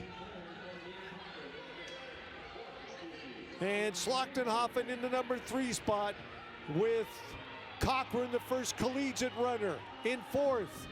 Final 100 meters. Rachel MacArthur inherited the lead after our 2 pace setters stepped aside. 4:22, 4:23, headed for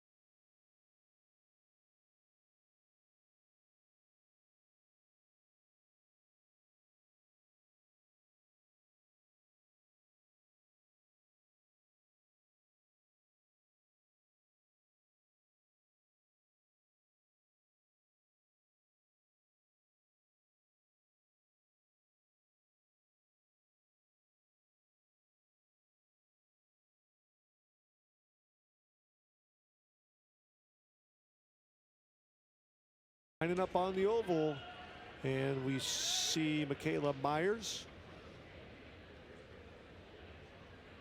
who's coming back out to do some more pacing work. She set up a record-setting performance in the 1,000 meters.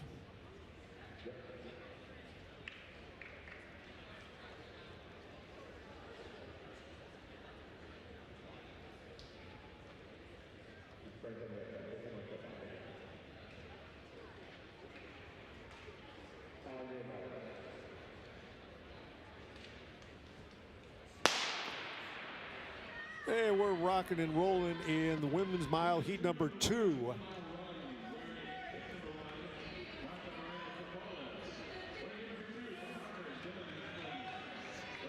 And it looks like we might have a couple pace setters in this one. Ellie Leather. Taking a quick look at her watch. She is on the outside alley with Michaela Myers in the brighter kit right behind her. As we saw Sabrina Levine from Laval take a look to her right, saying, all right, folks, you're leading the way. We are lined up behind you. The standard of excellence in the women's mile here at Boston University, 440 or under for the women, 4 flat, of course, for the men, as Ellie Leather maintains a lead. It's only the top 4, with most likely just 3rd and 4th place currently being potential finishers. Sabrina Levine and Christina Crow from the Glory Days Track Club. And we're down to 3 as our first pace setter, Ms. Leather, steps aside.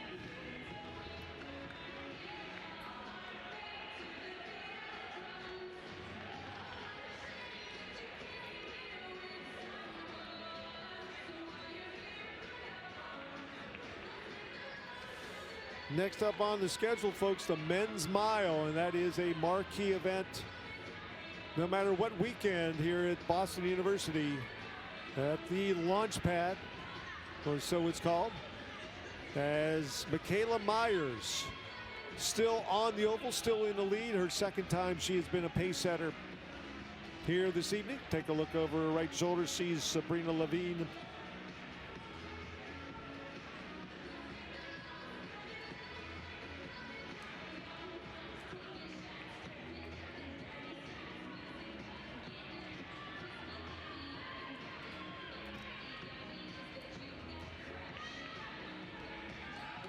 Half mile down, half mile to go.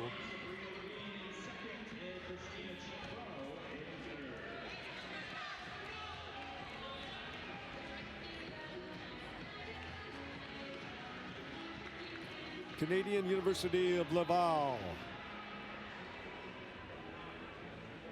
That's the program for Sabrina Levine, currently sitting second as Michaela Myers goes wide, gives some encouragement to our potential winner, 2:52 with 3 laps remaining.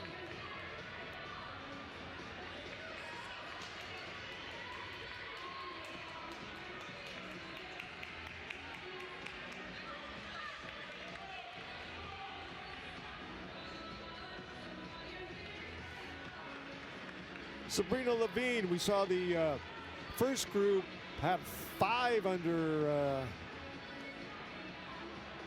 4:30.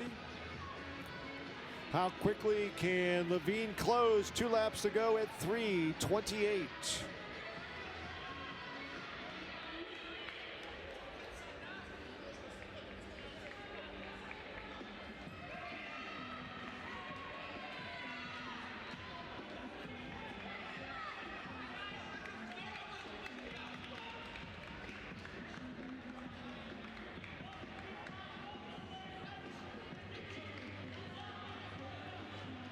And our leader on the left, the rest of the field on the right. Levine has separated herself from Christina Crow. She's going to get the bell. 1 lap remaining for Sabrina Levine from Laval.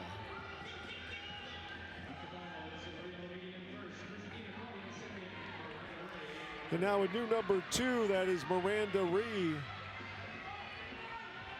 As Levine takes a look over her shoulder, no need, she has got this one all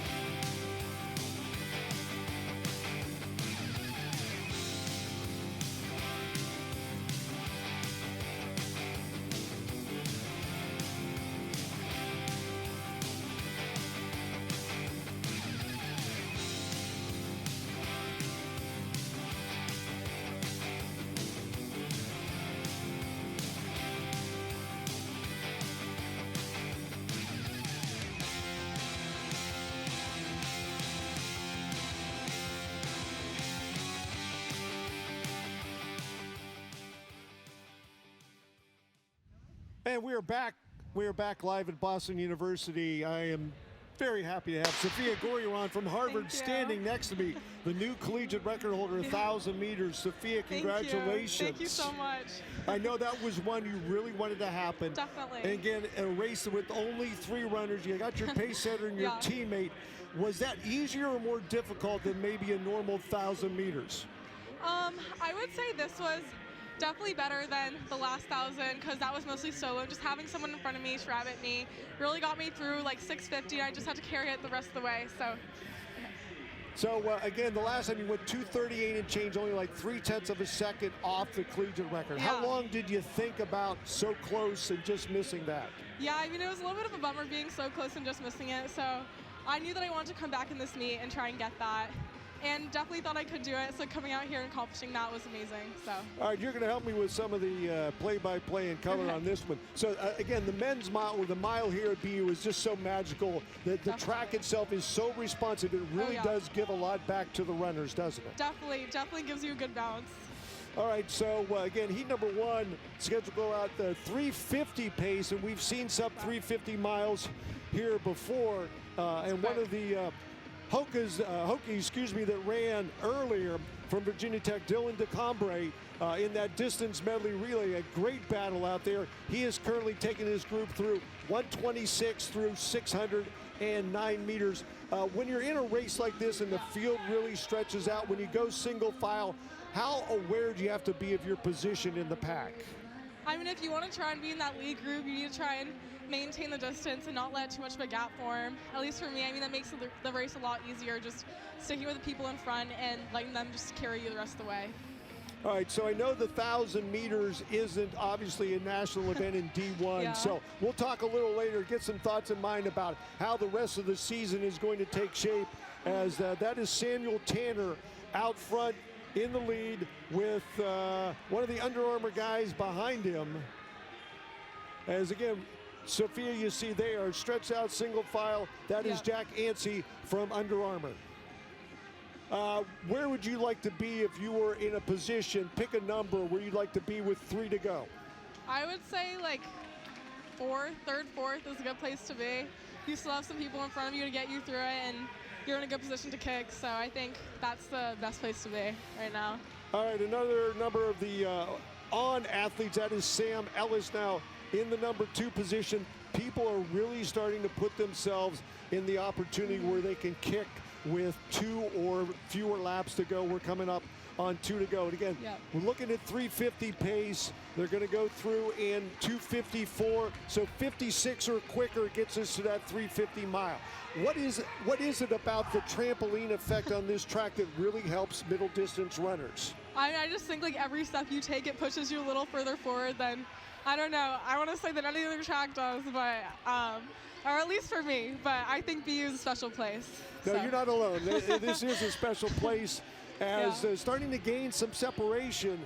Coming to the line, that is Jack Ansey. He is a little behind those pacing lights, and you were the rabbit out there for the women's mile, but also in the 1,000 meters.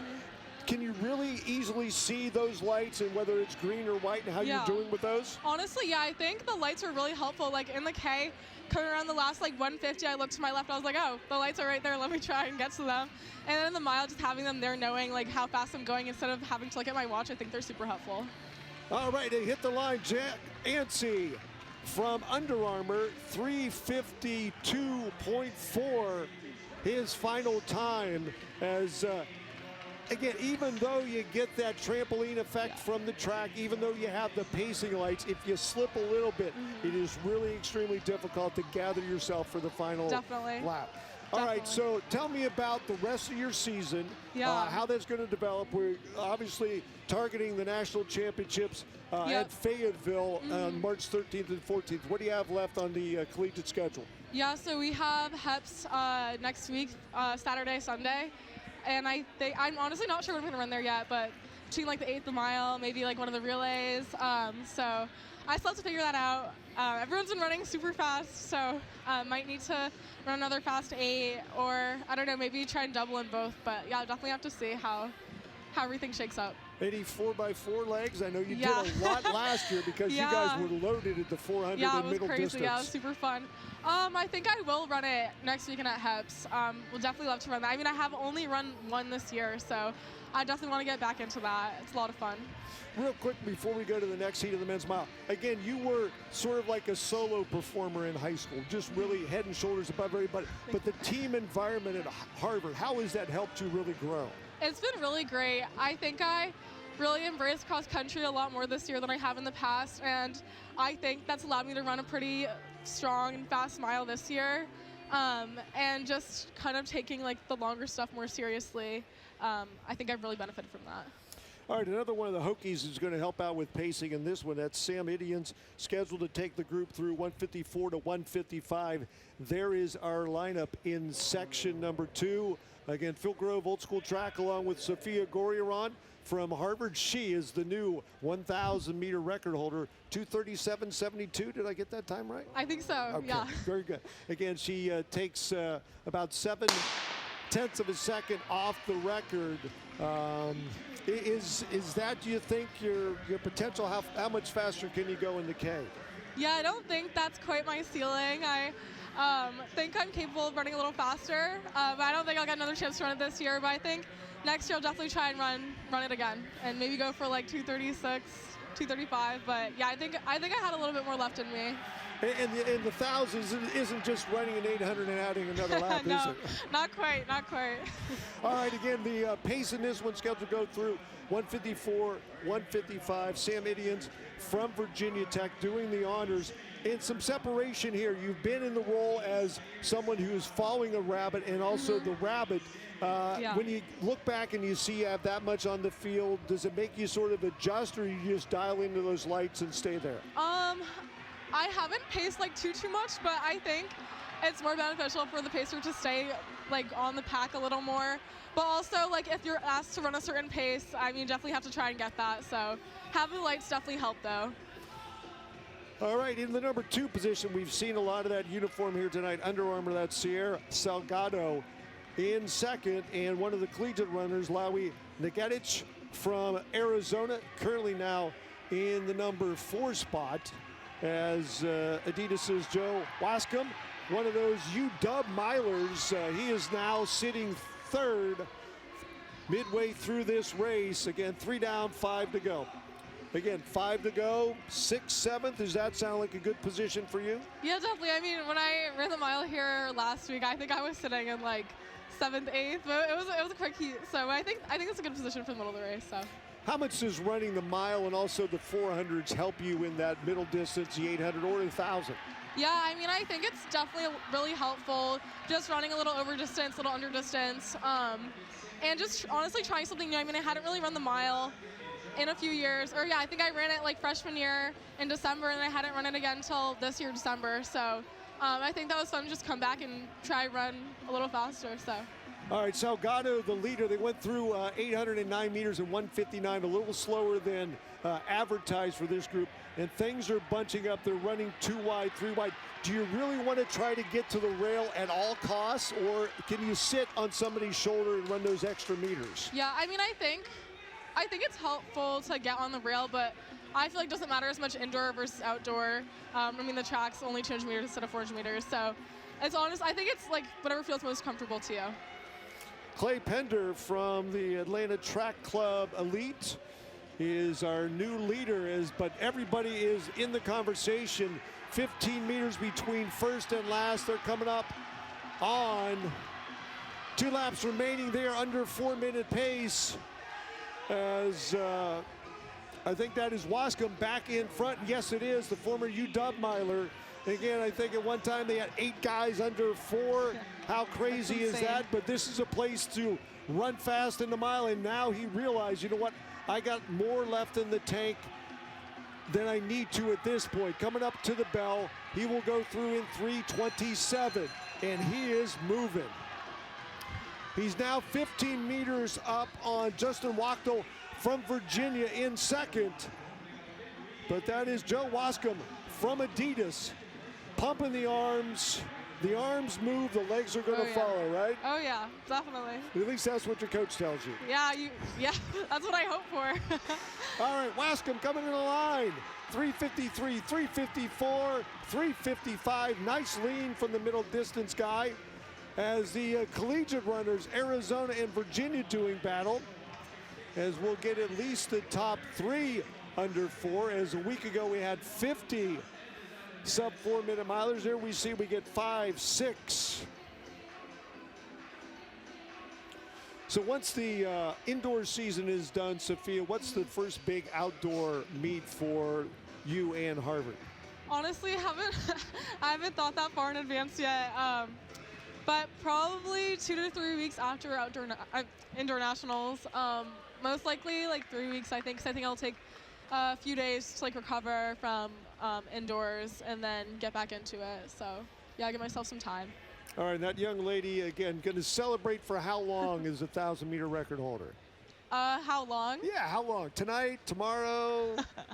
Hopefully tomorrow. Oh, okay. You're going to get maybe a special dinner that they did break training to have because of special events? Oh, yeah. Okay, yeah. Sophia Goriron, Harvard, the junior, right? Junior? Yes, junior. Junior, 237.72, the new collegiate record holder. Sophia, thanks for coming up and joining us. Thank you so much for having me.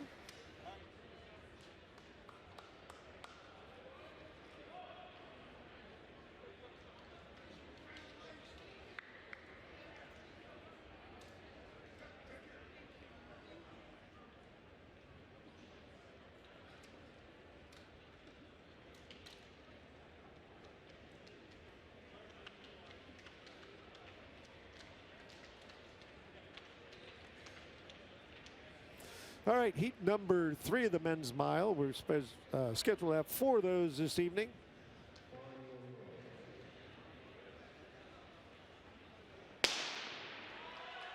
And we are underway.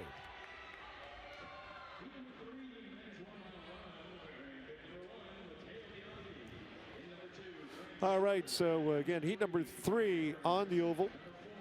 Pacing lights set up at 3:57.5 with a couple of Colin Shaver, Colin Petey from Boston College. The Eagles scheduled to be our pacers. That was Colin Shaver. Pressed the button on his watch as he went through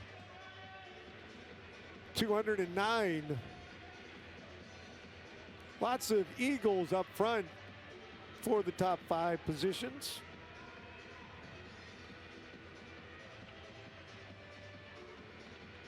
And a couple in the field also from Cal Poly, 59 and change through 400 meters. That is Mike Grossman and Miles Cook representing Cal Poly from BC, in addition to Shaver, Matteo Bianchi, Colin Petey, and Theodore Schutz. 1, 2, 3, and 5. In between that is Ryan Adams Fernandez, 3 laps down, 129.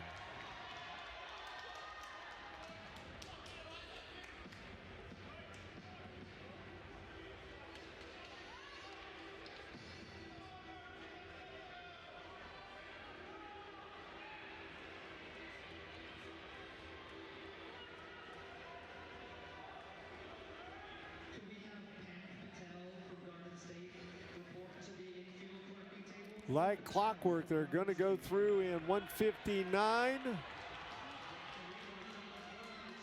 And this group looks like it is going to be able to close quickly. They are stretched out single file. We see first, we see last.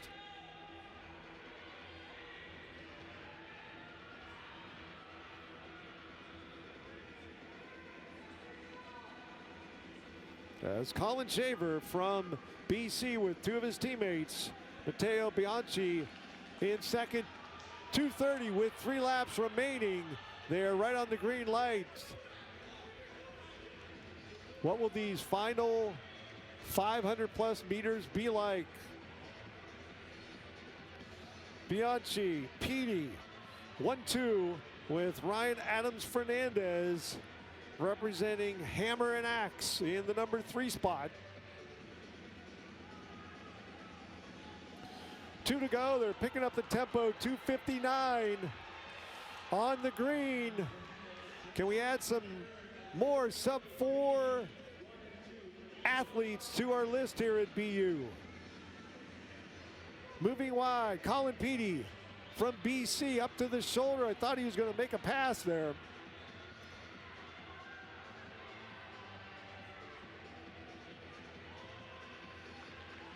They're coming down to start finish. They'll get the bell at 3:29. I know somebody's got a 28 in them for this lap, and it's Colin Petey on the throttle. He hits it down the back straight. He's got 10 meters. Ryan Adams-Fernandez moving up, as does Michael Tonkovich. But first to the finish line, Colin Petey from Boston College. Sub-4, I think in second and third. We soon will find out thanks to our friends at Lancer Timing. I see another 3.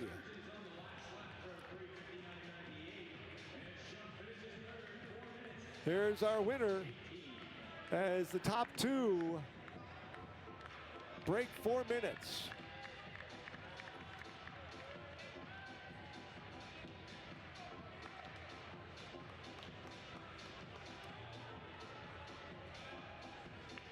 Two more sub-4s tonight here at the Saucony Battle for Boston.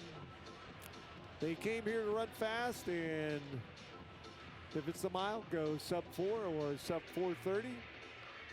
Saw a very deep field in the women's mile.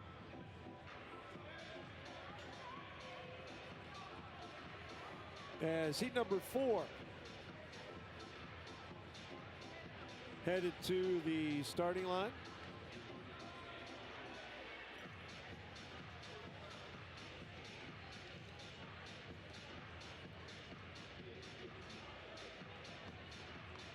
Any amateur meteorologists out there? What's it doing outside?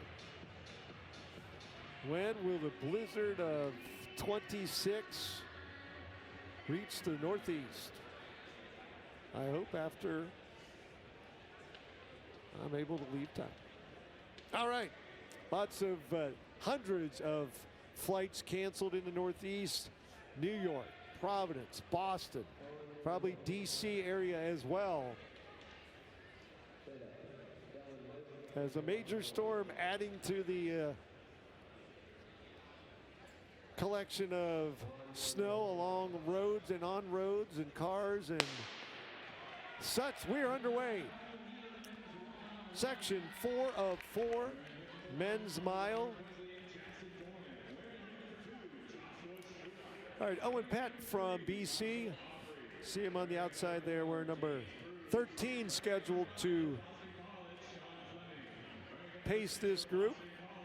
We'll see how he aligns with the pacing lights, which is an average, consistent pace through the race distance, 30 plus through 209 meters.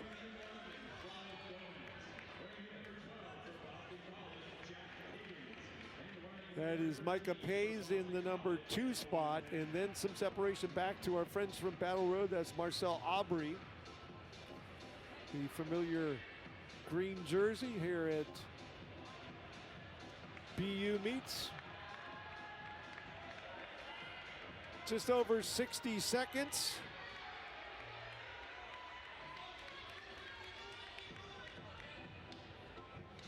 Joel Gomez in the number 4 position behind Aubry.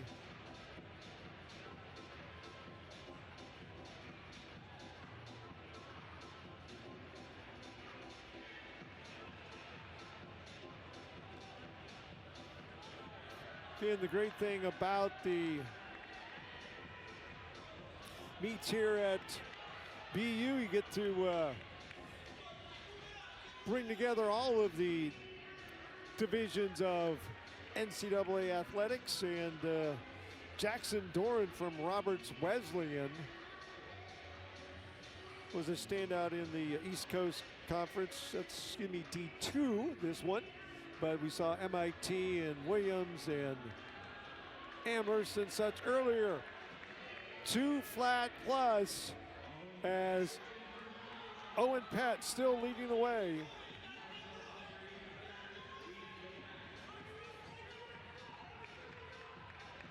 He is definitely pulled away substantially from the field. He steps off now, leads it up to our finishers. Micah Pays, our leader. And here comes the pack. Wow, they are 3 wide in the back. I see a number of BC uniforms. And that is Jackson Doran, the first in that chase group. And they're going to catch our leader right now quickly. Will it be Doran from Roberts Wesleyan? Behind him, Jack Higgins from Boston College. We will have a new leader here momentarily. It is Jackson Doran from Roberts Wesleyan. But that lead was short-lived as Jack Higgins from BC is now number 1. Doran giving chase.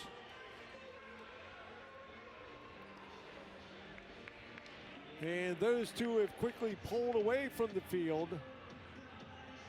The national lead in Division 2 is Hussein Harabi from Adams State at 3:57.42. Ran that at the Martin Luther King Jr. Invitational live on FloTrack.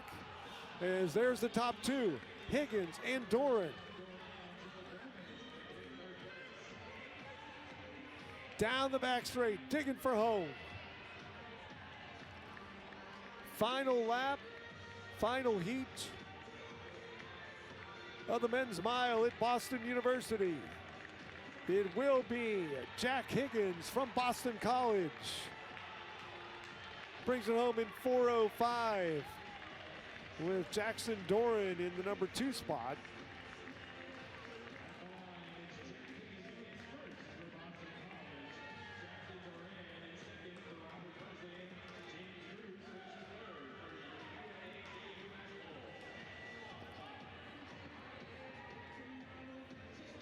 Taking a look at the numbers, there they are as the top 7 break 4:09.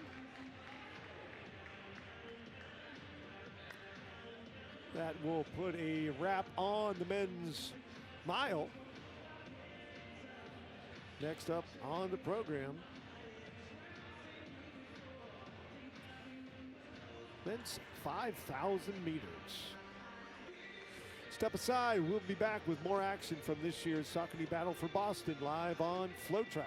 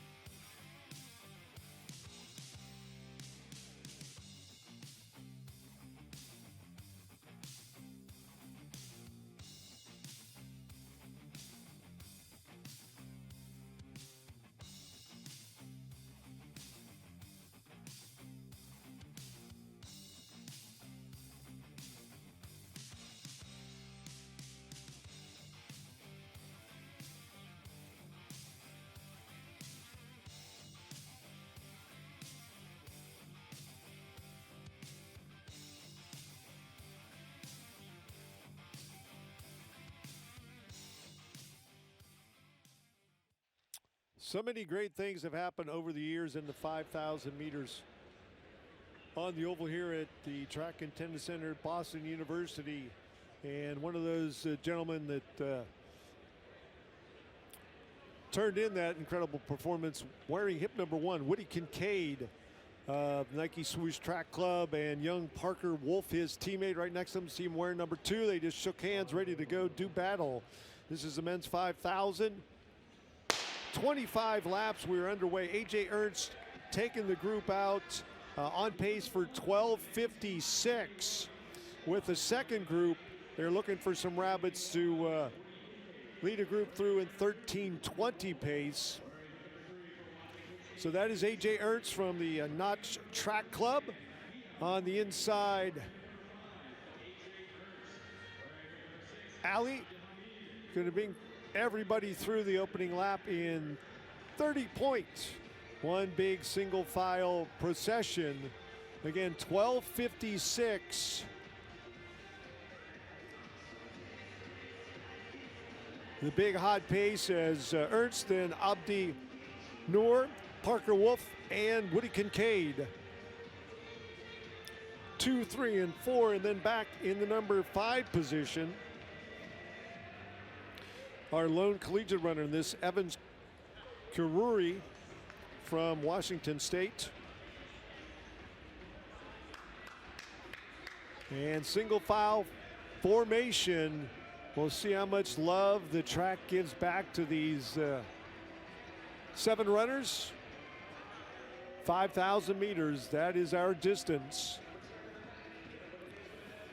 Working our way through the second half of the program here tonight at the Saucony Battle for Boston. Happy to be here once again at BU. 3 down, 22 to go. The facility record, of course, Grant Fisher's 12:44.09, crafted a year ago.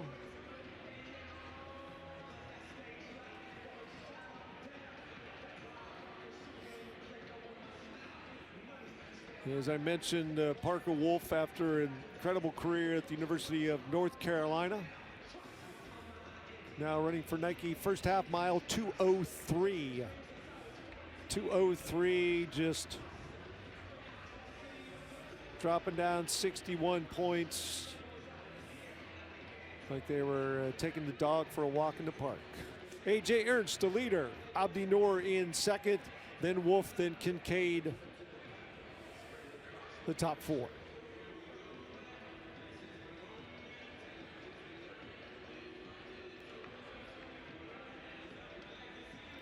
Definitely one of the highlights of this evening's meet. Again, we got rolling at 6 o'clock. Right in prime time.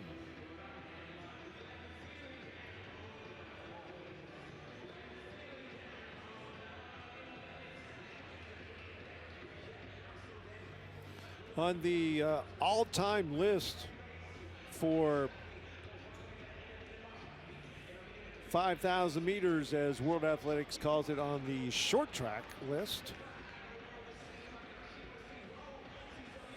Grant Fisher, his world record, 12:44.09, demolished the former world record that was in place for almost 21 years. I was at the Valentine meet a year ago when Fisher again went 12:44.09.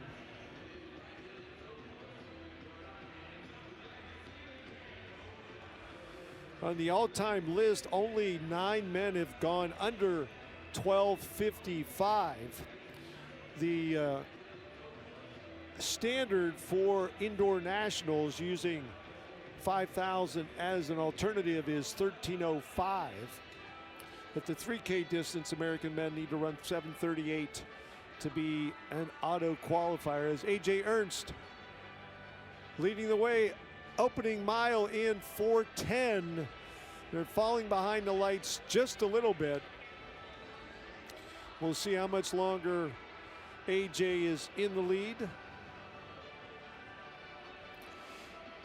Kincaid's 12:51.61 back in 2023 here at BU is currently number 6 all time.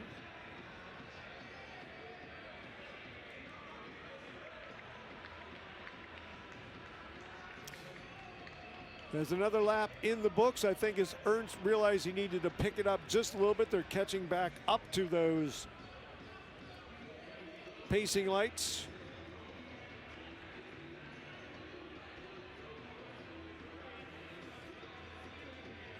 Abdi Noor, Parker Wolf, Woody Kincaid, second, third, and fourth.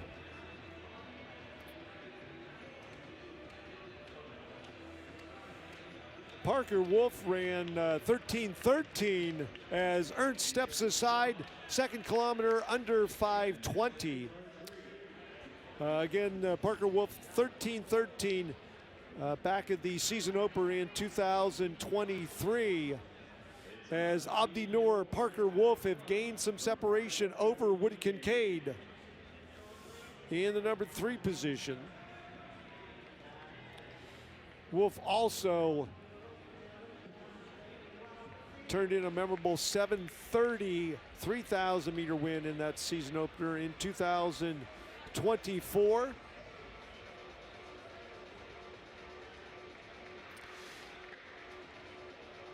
He finished 12th overall at the World Cross Country Championships back in January. And then first day of February went 8:07 for third in the 2 mile at the Millrose Games. Abdi Noor, Parker Wolf, 1-2 in the men's 5,000 meters. And we will get their mid-race split right here. Just about 6:30, so that's 13 minutes. So they definitely have the potential to negative split. Both Noor and Parker Wolf.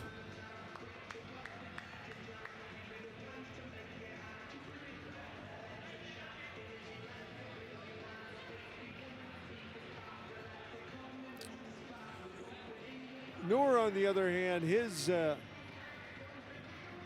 short track 5,000 PR 13:03 from 2 years ago here at Boston University. Everybody's got a PR here at BU, right? 13:03. And the next time by, they are on those pacing lights now. As a young man from Washington State on an island, but doing very well. There he is. Can he take a shot at the top 16 in Division I? Noor and Parker Wolf, 3 kilometers in the books in 7:49. Come on, crowd, let's get into it.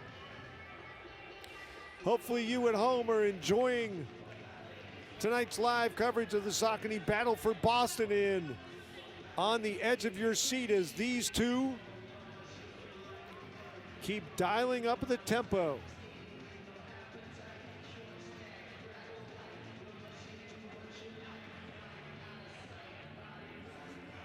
Number 16 on the Division I college side, 13:22.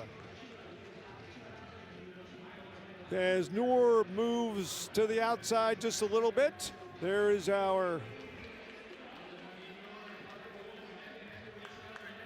sophomore from Washington State, Evans Karuri.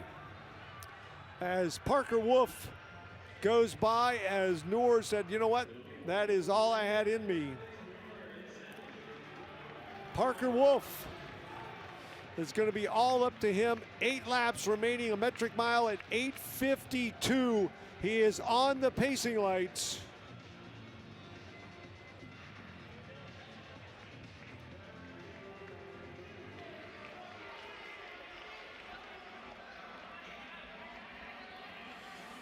It's going to be a solo effort.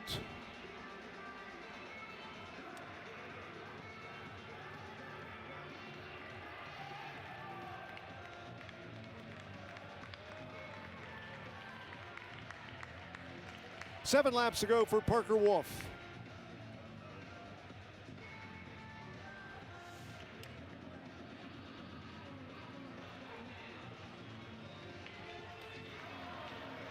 So the field is down to 4 with Parker Wolf in the lead. He's got those pacing lights to keep him company. 3/4 of a mile is Abdi Noor now cheering him on.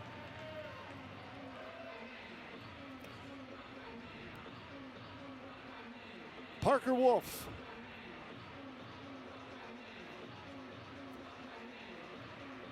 Has accomplished so much in his young career. Just 22 years of age. He won't turn 23 until July of 2026. 4 kilo in 10:24. He is one with those green pacing lights. Can he keep it up for 5 more laps?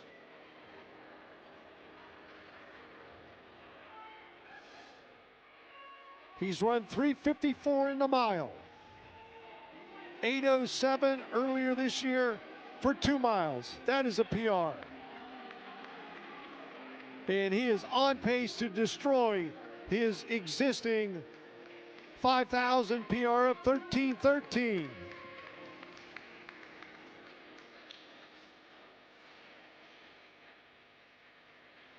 But he's got to do it the most difficult way possible, running solo, even though now he has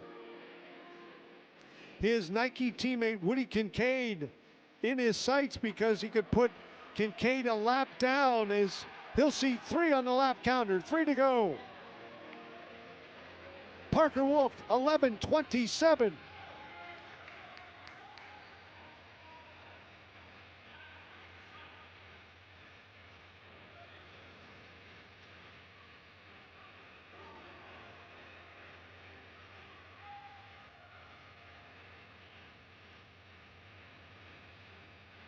The number 1 time in the world this year for men at 5,000 meters, 13:10 by Drew Hunter. That is going to go down in a big way. Parker Wolf, sub 12 minutes with 2 laps remaining. Once again, the potential to run one of the fastest times ever at this distance as he goes past Kincaid.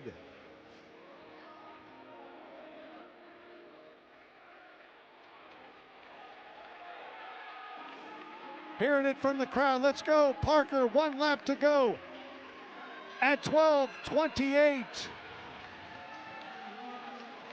The pacing lights are a little bit ahead of him, but it doesn't matter at this point. It is all guts for Parker Wolf.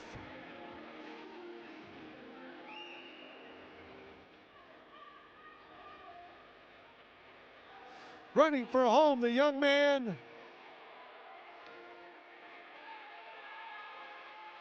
Going to be sub 13 here tonight at BU. Parker Wolf, the solo effort as Kincaid, the former facility record holder here, has got 1 to go, but a gallant effort in the number 2 spot. For Evans Karuri, will he be getting himself a D1 qualifying spot? Comes through in 13:27 and change. A great effort for him. Woody Kincaid finishes close behind Parker Wolf, 12:59.09.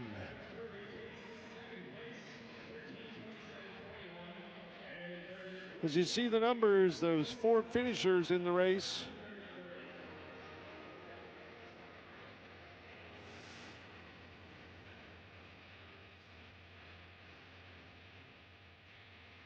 Again, he was on the pacing lights, but so much of that effort was solo in the men's 5,000. But a great run. Parker Wolf, 12:59.09. Be back with more live from the Track and Tennis Center at BU.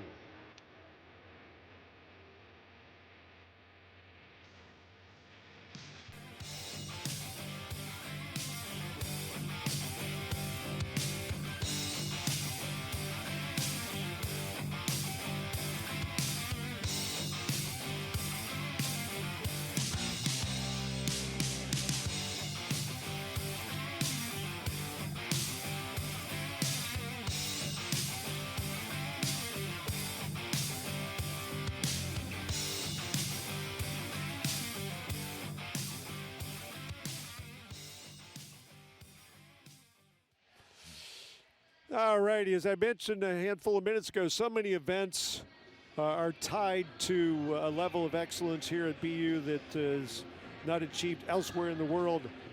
Number 20 time all-time, Parker Wolf, 12:59.09. And ahead of him,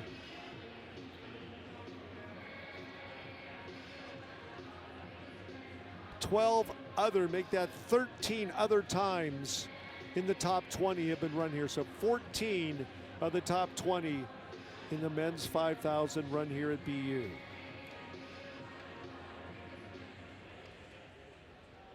Unbelievable. All right, it's time for the women's 3,000 meters. 15 laps. Scheduled to go out in 8:40 pace.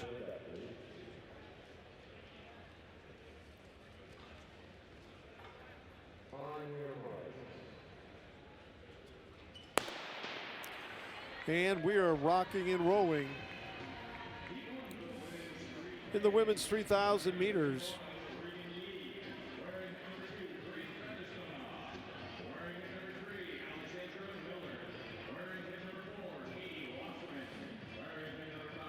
And our Saucony clad group has stepped up and helped with the pacing efforts this evening. And the opening lap in the books. So taking out that is Abby Goldstein from Saucony. Abney was a 4:33 finisher in the mile earlier to finish 8th overall, coming back to help this crew out in the 3,000 meters. Number of collegiate runners in this one. First 469 seconds.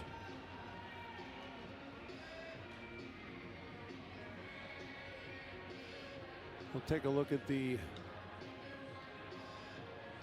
women's 3K numbers on the year. In Division I, that list is led by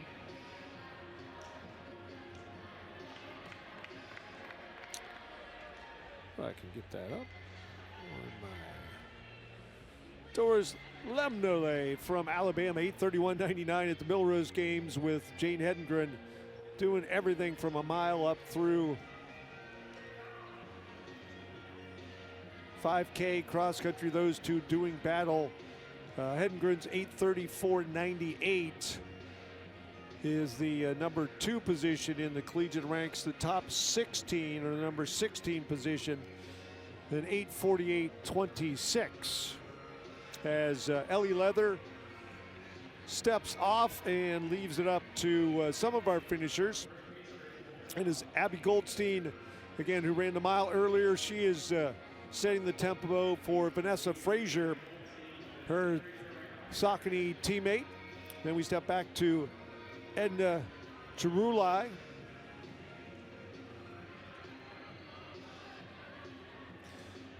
Then a couple from the collegiate ranks as well. Washington State's Zena Cheptu and Sydney Vaught from Arkansas. And then Alexandra Millard running for New Balance, and Reagan Yee from Under Armour. See, you're wearing hip number 1. All right, we are down to our finishers, I do believe. Is there head for start finish? 3/4 of a mile in 3:30. So very good tempo thus far.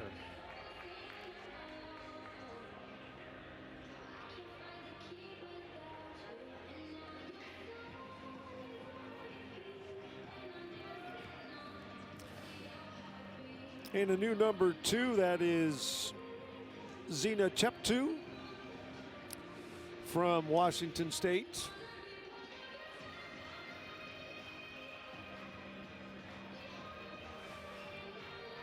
as our third pacer, Vanessa Frazier, steps aside, leaves it up to the collegiate finishers. And Alexandra Millard, the first non-collegiate runner out there on the oval, as Reagan Yee goes wide. The steeplechaser from Canada, our new leader,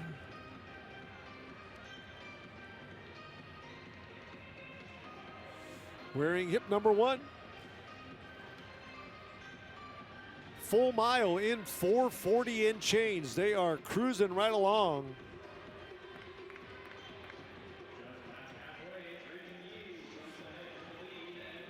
Yee in front. She's represented Canada 3 times previously in the World Athletics Championships in 19, 22, and 23, and then at the 2020, albeit in 2021 Summer Olympics. 6 to go, big group. The 7 finishers bunched together. Also part of that mix, wearing hip number 2, running for Saucony, that is Grace Featherstone-Ha, and she is our new leader. With a bang, moves into the lead, and trying to move with her, Sydney Vaught from Arkansas. She's on the outside of the 3-wide group, as Featherstone-Ha gaining some separation of about 15 meters down the back straight. Regan Yee slipping back into the 4th position, as Vaught now second, with Millard moving up right behind her. 4 laps remaining, final 800 meters at 6:26.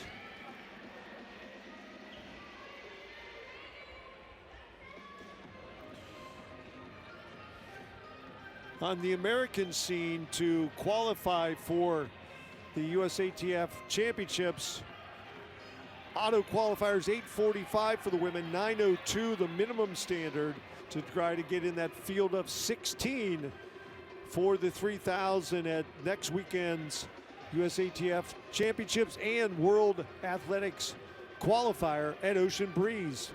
3 laps remaining. Slowly but surely adding to her lead, Grace Featherstone-Ha.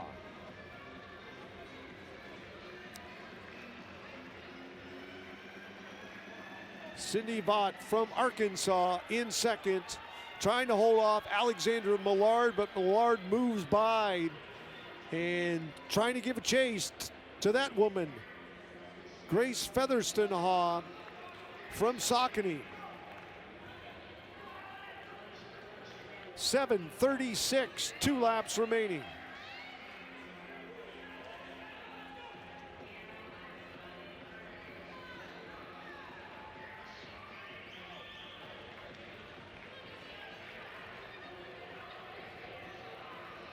Still with a sizable gap.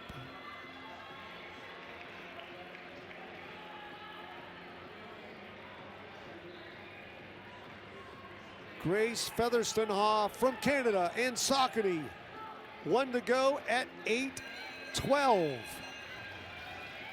And a couple ticks behind Millard and Vaught, battling for second place and chasing that young lady, Grace Featherstone-Ha, 25-year-old from Canada.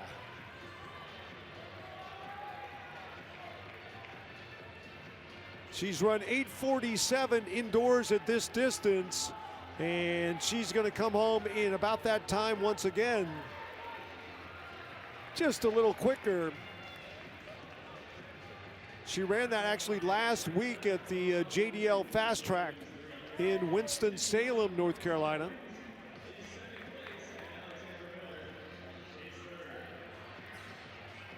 8:46.86, a new lifetime best for Grace Featherstone-Haw.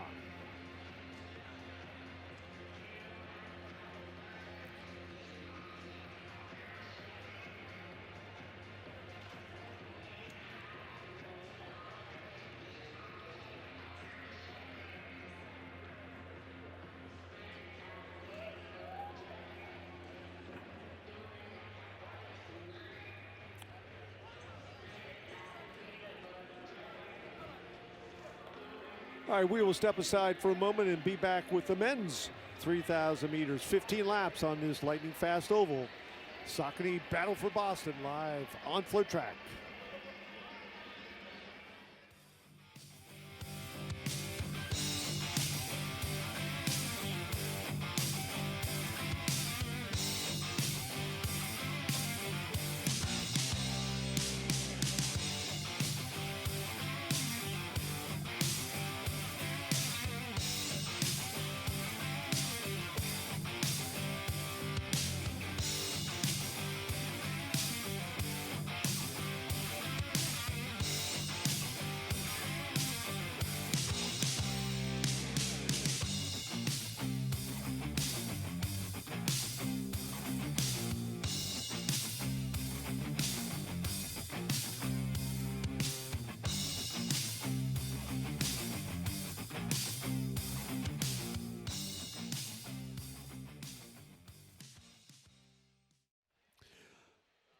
All right, one of the marquee races of our evening, the men's 3,000 meters. And because of the young man wearing hip number 9, Sam Ruth from New Zealand, just 16 years of age. He ran 3:48.88 in the mile. Back here, there he is, right in the middle of the screen, back on the last day of January to set a world under 18 best. He set a national record. He's run 3K national record in 7:56.18, but there is a lot more out there that this young man can accomplish.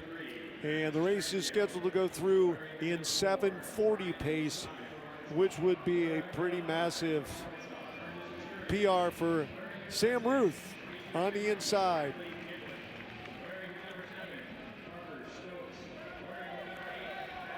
Ben McMillan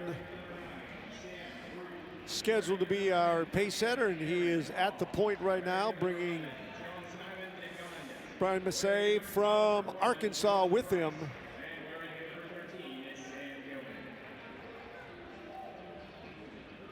With Sam Ruth in the number 2 spot.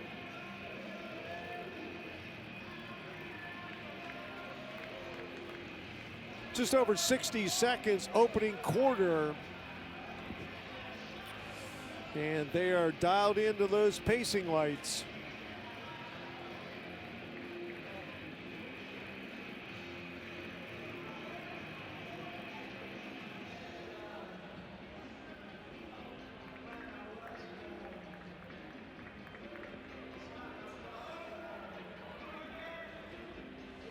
The world 18, or excuse me, a world under 18 best for 3,000 meters is 7:32. That was outdoors.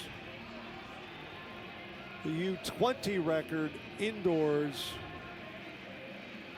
for this distance, 12:53. Oh, excuse me. Check that, 7:29, 3,000 meters. I was still dialed in on 5,000. So again, Sam Ruth has run under 8 minutes, but off that 3:48.88 mile that he unleashed here at BU the last day of January, 3 weeks ago, you definitely know he can do a lot faster.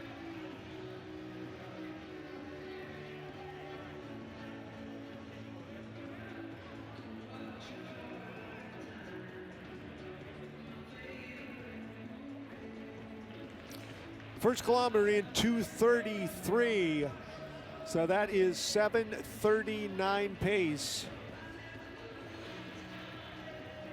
And again, they were scheduled to be on 7:40 tempo. hats off to Ben McMillan, our rabbit thus far.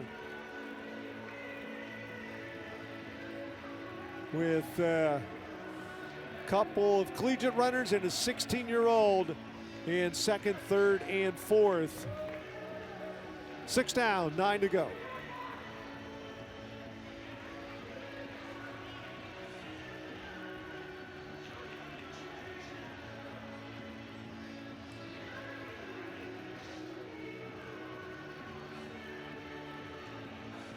The under 18 best indoors is 7:38.04. Back in 2023 on this oval from Brian Masai. Massouf. In the season opener, Sharon Collier, Danville's season opener, and only 3 have run under 7:43, and that also is a number under 7:50. Total of 7 have ever broken 8 minutes in the under 18 category. Sam Ruth, as Mr. McMillan, our initial pace setter, stepping aside at 4:05.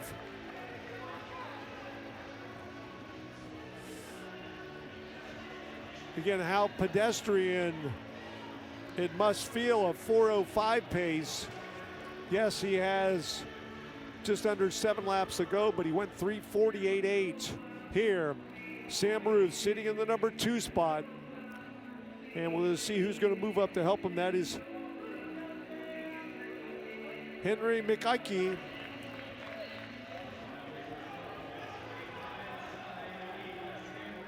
Sam Ruth in second. The field with the top 8, that is Sam Gilman on the tail end of that. Previously from the Air Force Academy, now running for Nike.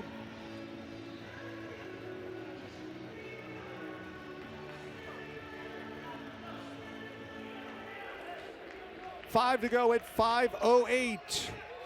They've lost a little bit to the pace and to the pacing lights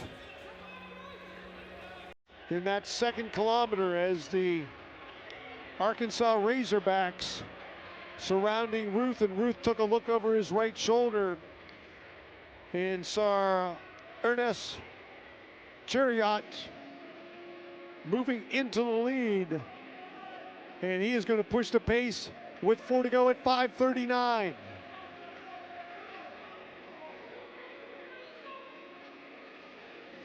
This is scheduled to be Sam Ruth's final race in the States before heading back to New Zealand, back to the outdoor season, as now he moves up into the number 2 spot behind Ernest Chariot.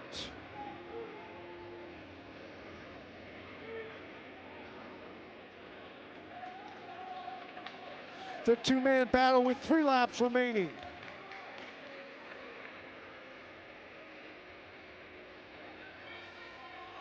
Ruth shadowing the Arkansas Razorback.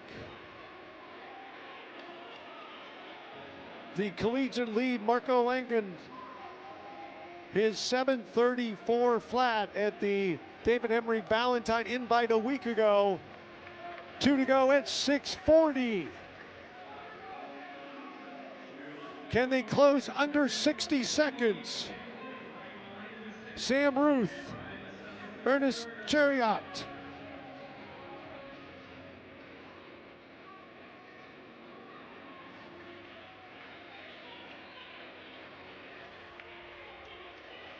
Chariot currently sitting number 17. That's the wrong place to be, on the wrong side of the bubble. He takes the lead with 1 to go. He's a 4:01 miler, and it looks like he's got enough left in his legs to pull away from the 16-year-old from New Zealand, Sam Ruth.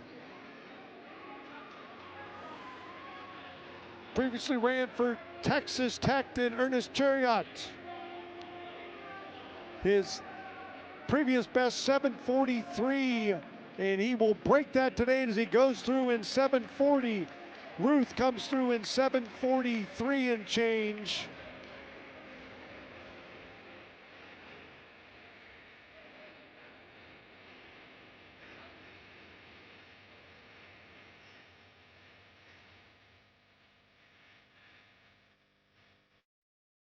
So moving to number 2 or 3 all time.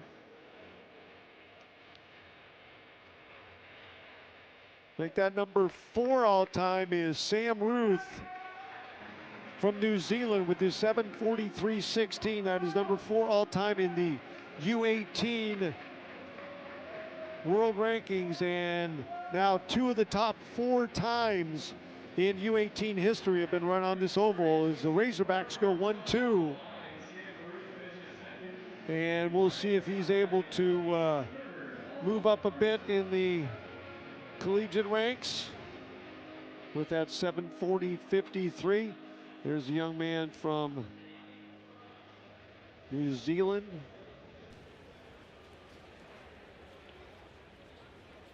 And that does get Ernest Chariot up a couple spots in the 3,000 rankings here in 2026.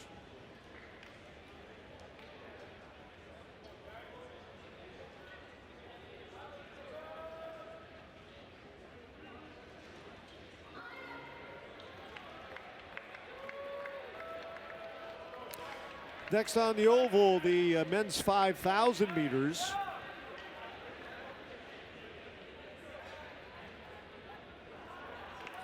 You see our field of 5.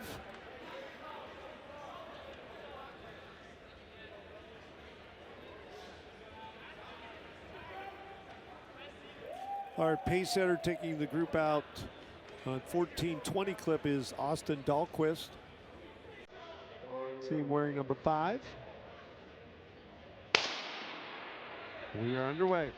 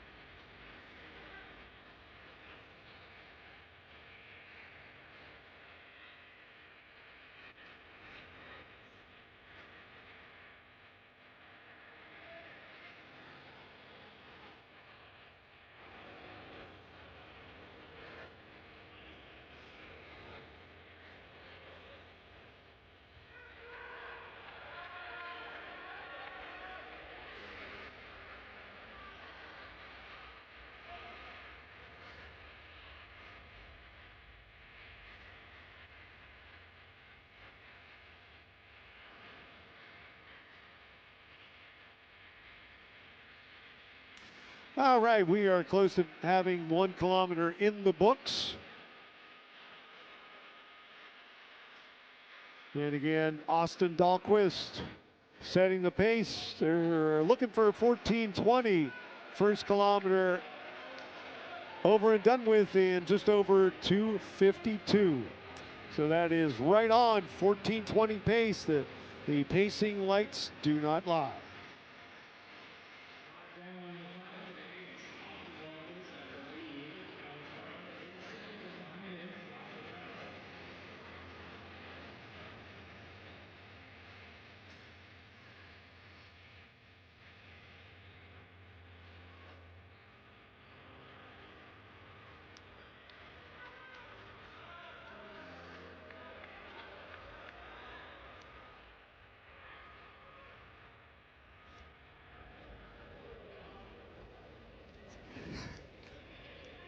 All right, Austin Dahlquist still leading the way in this men's 5,000 meters. Alex Brown from Battle Road in the number 2 position, and Panth Patel from Garden State. See him right there sitting 3rd. The pace, once again, 14:20 is what this group is shooting for.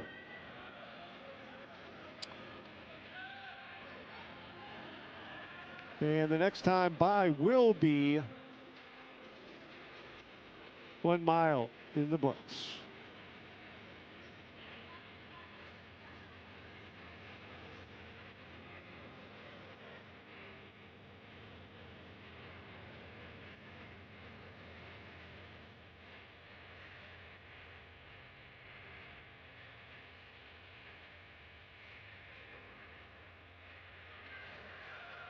(1,600 meters in 4:35), and they're now ahead of the green pacing light. So nice job by Austin Dahlquist.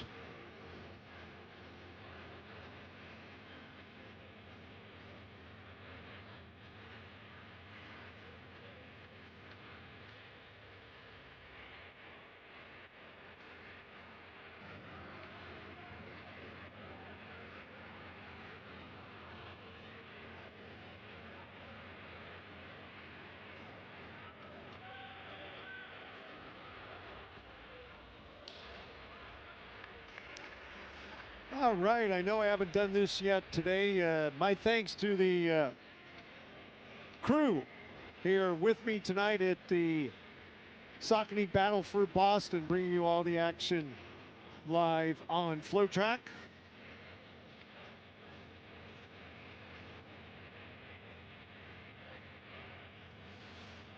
It's our lead trio in this men's 5,000 meters. Austin Dahlquist, 2 kilometers in 5:45, continuing on that 14:20 pace.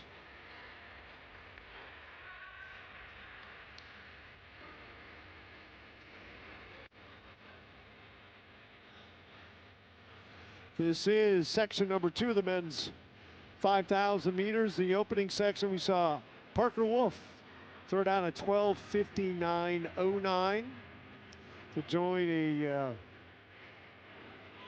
big group of people who have run fast under 13 minutes on the oval at Boston University.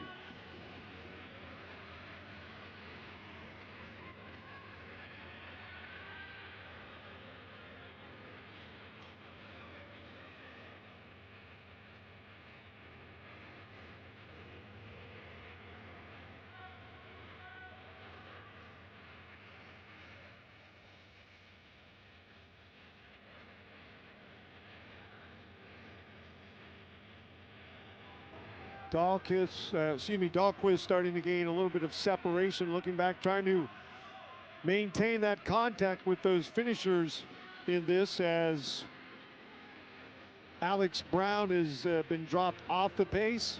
Is up to Panth Patel from Garden State.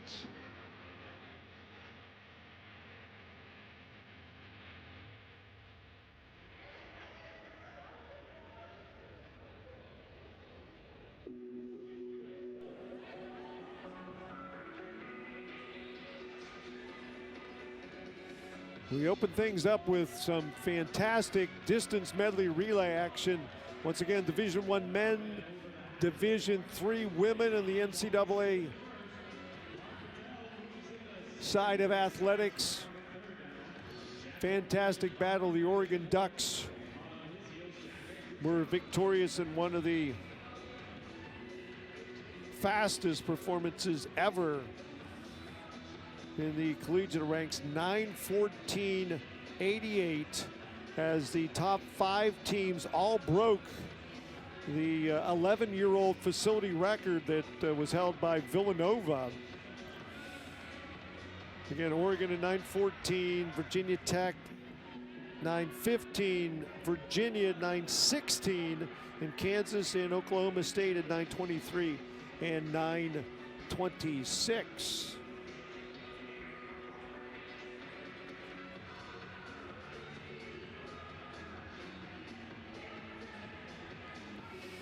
And Oregon was just 0.08 of a second off of Michigan's #1 time for the year. Michigan, of course, ran that on the oversized oval at Notre Dame at the Alex Wilson invite last week. Villanova went 9:16 at the Philadelphia Metro race also last weekend. As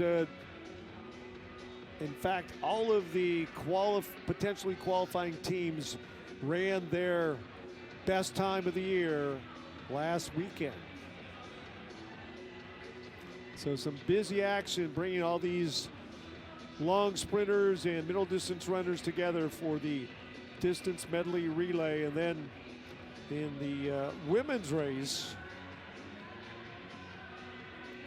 the fine run by Williams, 11:33.97, one of the fastest times all time, just like Oregon did on the men's side.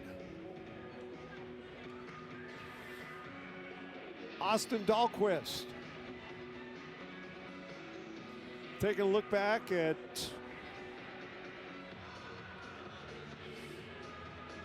Garden State's Panth Patel, currently sitting #2 in the men's 5,000.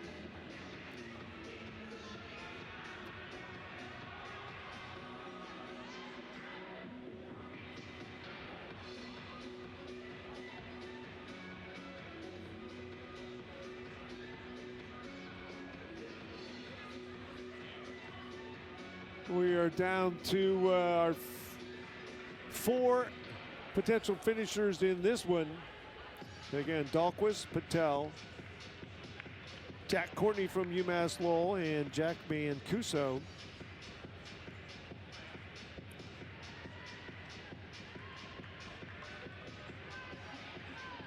There's Mr. Courtney from UMass Lowell in the #3 spot with less than a mile remaining.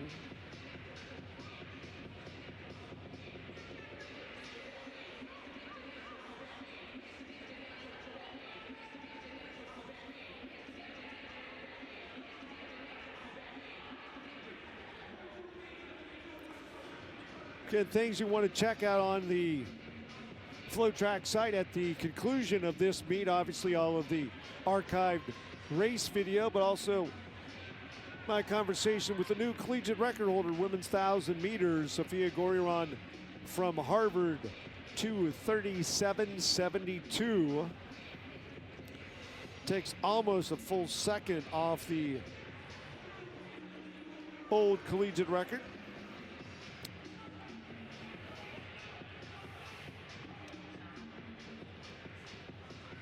Again, the junior from Harvard, and also an at-length discussion with Brian Moore, the Chief Product Officer for Saucony, talking about the company's involvement in our sport and their connection to those, whether you're world-class athletes or up-and-comers, and bringing you meets like tonight's Saucony Battle for Boston.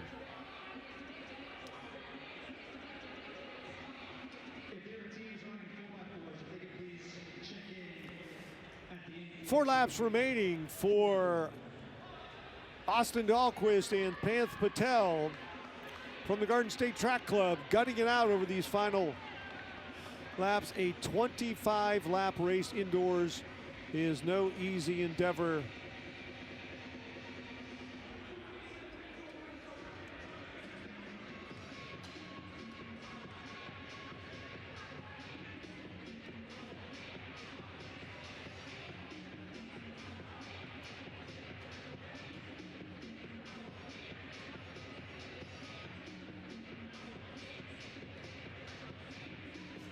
Three to go for our top two, Austin Dahlquist, Panth Patel.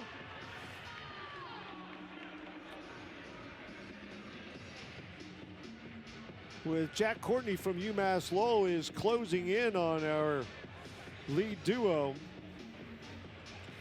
Putting together some nice laps.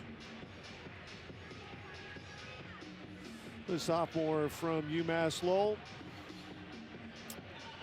And just 2 on the lap counter. Panth Patel getting a thumbs up from Austin Dahlquist. He is on his own, as just about a straightaway behind is Jack Courtney from UMass Lowell. Staying solid in that 36 low time frame for these 200-meter laps.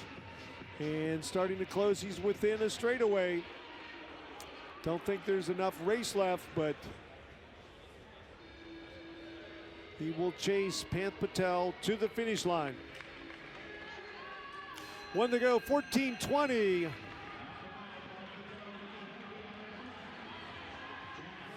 Panth Patel, Jack Courtney, UMass Lowell.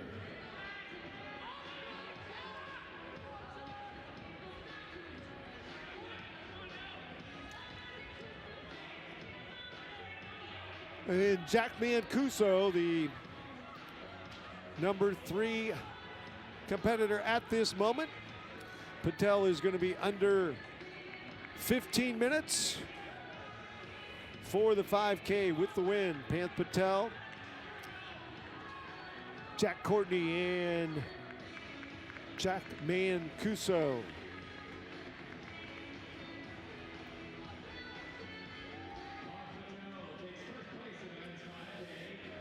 There are the numbers, 14:54.65 for Panth Patel from the Garden State Track Club.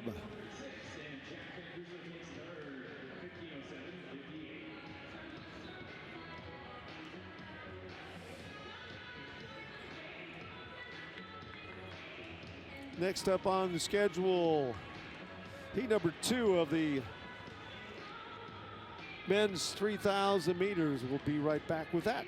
Live from Boston.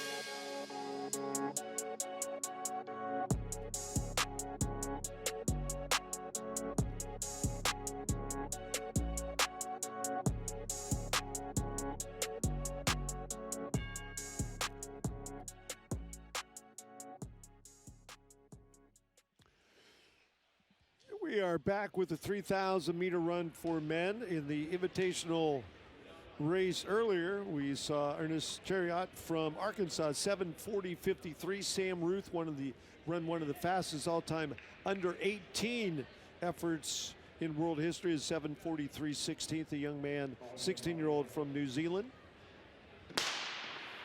And we're underway. Heat number 2 of the men's 3,000 meters.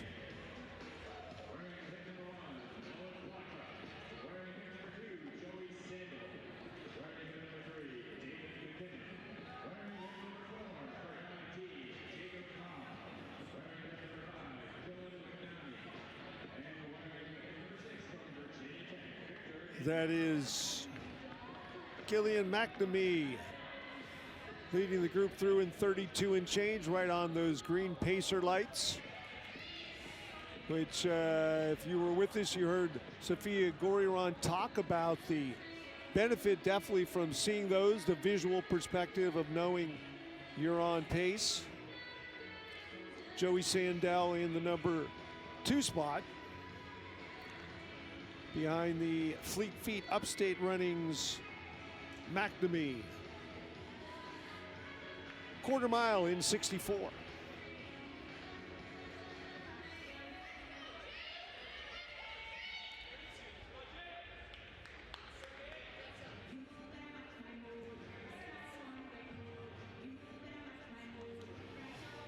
Looks like we have 2 races here. The lead trio, which also includes Jacob Cobb from MIT, and we'll take a look at those Division III stats.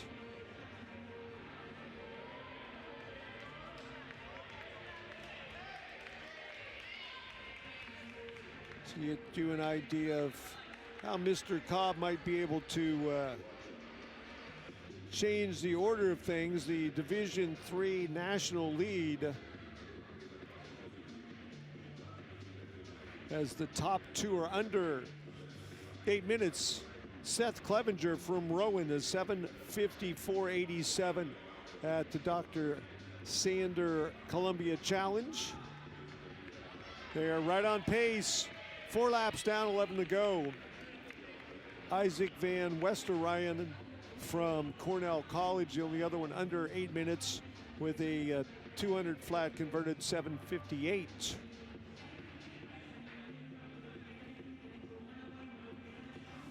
Let's check into Jacob Cobb's CV from an athletic perspective, that is.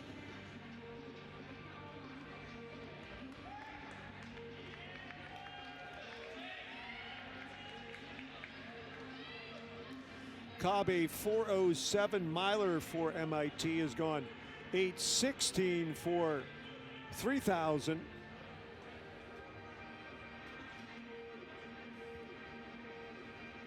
He set his mile PR at last week's David Emery Valentine invite here.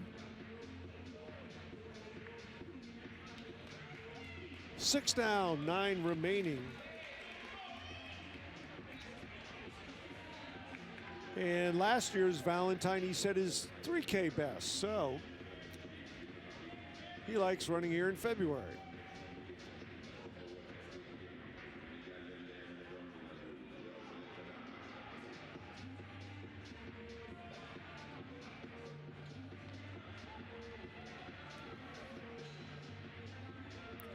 Coming up on the halfway point, we will get that at the end of the back straightaway.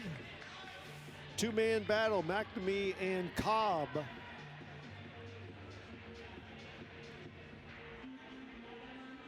They're at 8:01 pace.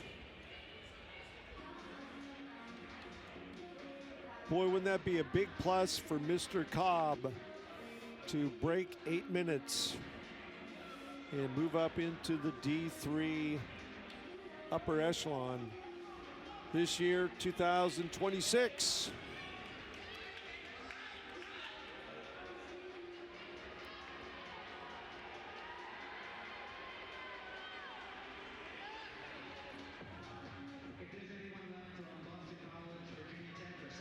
Joey Sandell keeping contact. There he is right now, trying to close and doing so. And is he going to go and push himself into the lead? It looks like he wants to. With 6 laps remaining, we have a battle here, folks. Joey Sandell. It appeared for a moment he was going to go all the way from 3rd to 1st. Took a brief stay in the 2nd spot behind Jacob Cobb from MIT, but Sandell, your new leader.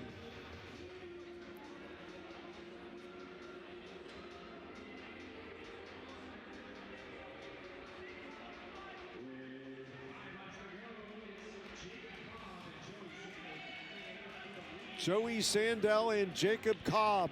Cobb again can pretty close to punch his ticket for the D3 National Championships with a big push toward 8 minutes. Sandell gaining some separation with that bold move right before the final kilometer. 4 laps to go at 5:58.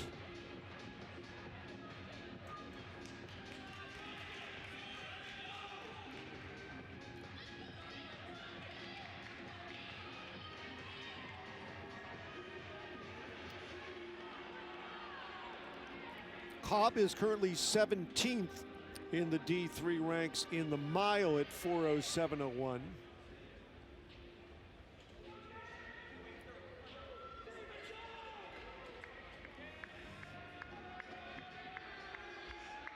He needs to gather himself just a little bit, losing some of that pace to try to stay well under 8:10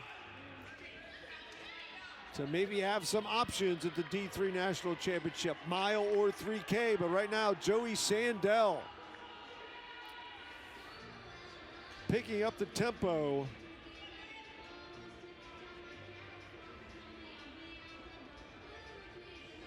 He has been steady with 32s and 33s with 2 laps remaining at 7:04.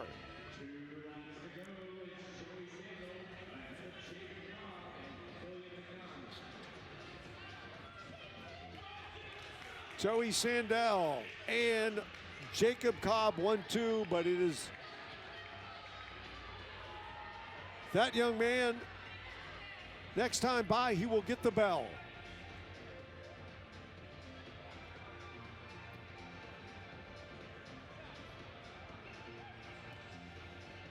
.737 with 1 lap remaining.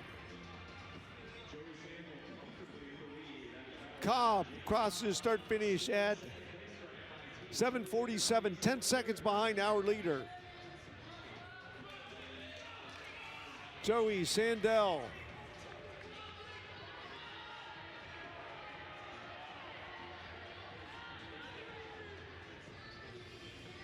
He's gone under 32 seconds twice during this race. Can he do it again to close it out in style? Under 8:10 for our winner of heat number 2. Officially though, 8:10.05.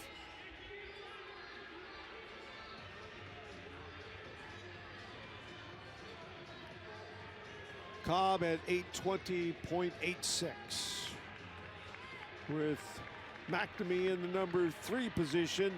Heat number 2 of the men's 3,000.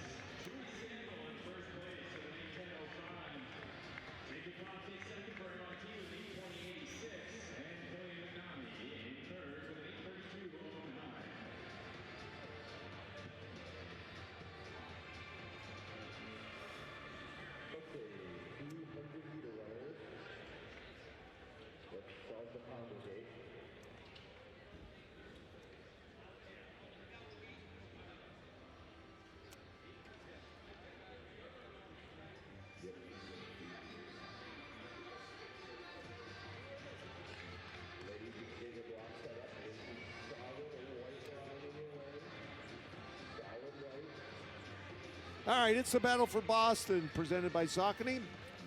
And that was heat number 2 of the men's 3,000 meters. You know what, folks? We're going to dial it up. We're going to 200s. Can you believe it?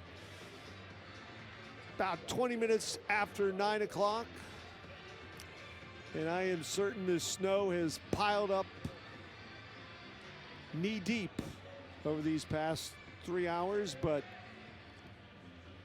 the best place to be on the 22nd of February in Boston was the Track and Tennis Center for tonight's Saucony Battle for Boston. Glad you have been here with us for either part of the ride or the whole thing, going back to 6 o'clock. Started things off with distance medley relays. It will have an impact, without a doubt, on the national qualifiers in Division 1 and Division 3. Need to take a look back at Wingate's numbers in D2. Didn't have a chance to do that, but this is the women's 200-meter dash. 1 lap around.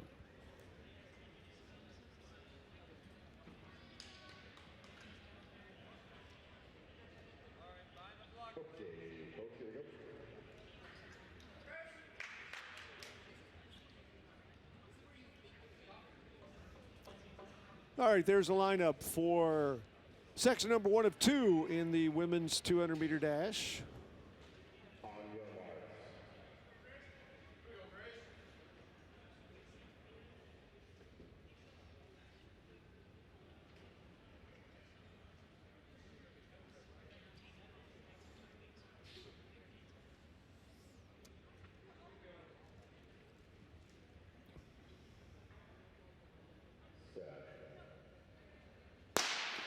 And we're underway again, our first of 2 sections of the women's 200-meter dash.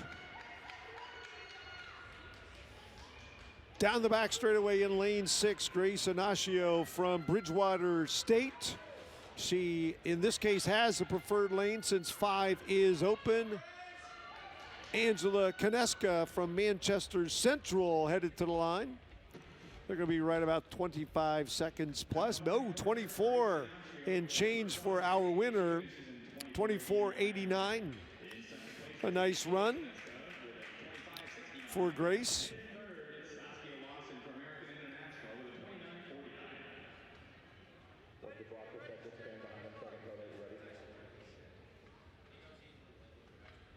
And heat number 2, the lineup.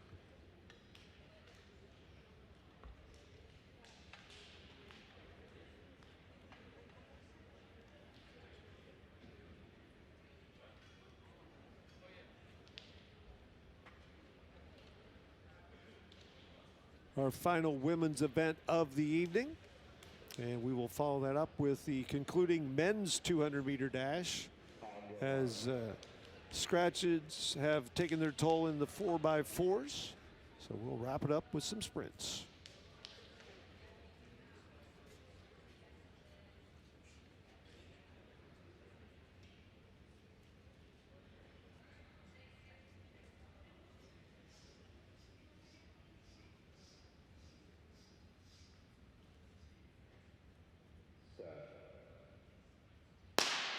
And the ladies from American International and New England Elite doing battle in this heat number 2 of the women's 200-meter dash. In the preferred lane, that is Delaney Dunn. She has been out on this oval earlier this evening. Kathleen Lynch, her teammate, out in 6. Headed to the line. Dunn was 3rd in the 400. She is going to win heat number 2 of the 200. And 26:13 her official time.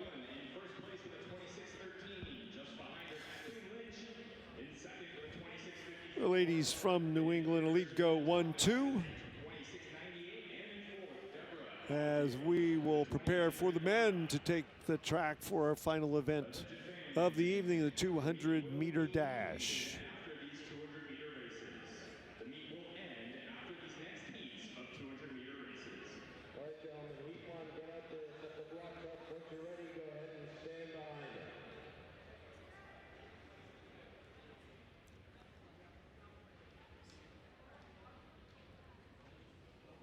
So the men getting ready to take their spots on the oval.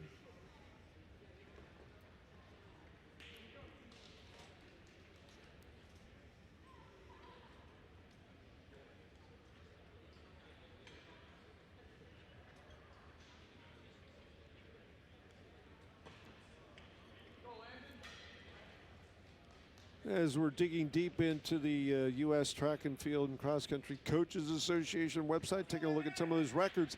And that was indeed a new Division II record. My apologies for the belated announcement, but Wingate's 9:29.69. They were in there with the Power 4 conference teams. They were 9:29.69. Congratulations to the Bulldogs from Wingate, erasing the 9:32.58 going back a year ago, set by Pittsburgh State as the Division II national record.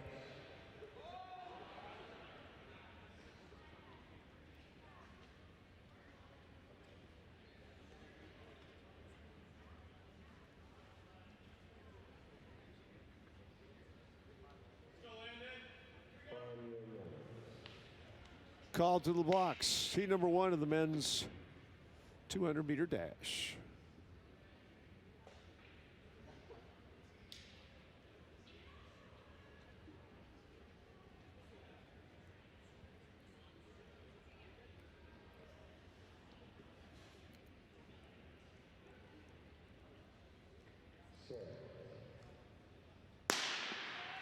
And a clean start for the field.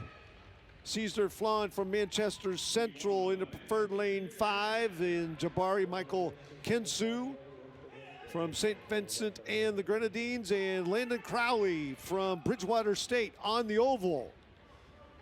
Headed for home, And going to be a close one, a good close by Michael Kinsu, but it is Caesar Flan from Manchester Central with the win.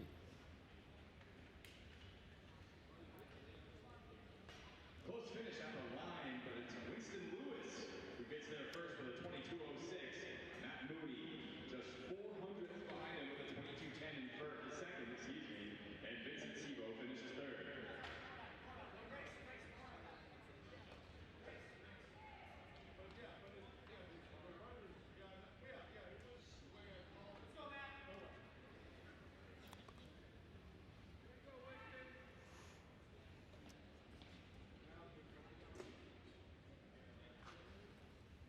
All right, heat number 2 taking their place. That is Matt Mooney from Bridgewater State on the outside. And Vincent Sevo from Slow Heat Track Club. Vincent was the winner of the 400 earlier at 49.29. And then in the middle, Winston Lewis from UMass Amherst.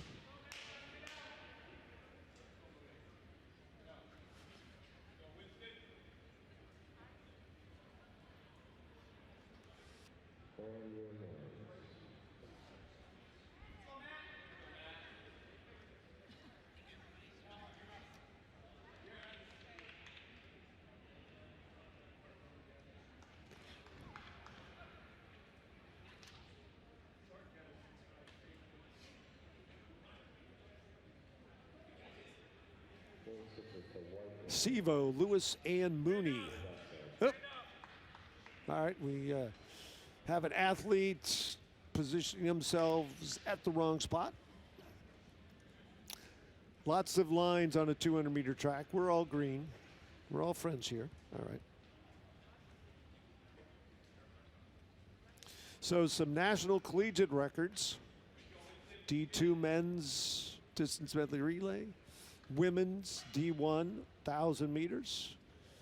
National records, Foster Malik, former BU standout in the 1500, 333 and change. A great evening was had here at this year's Saucony Battle for Boston.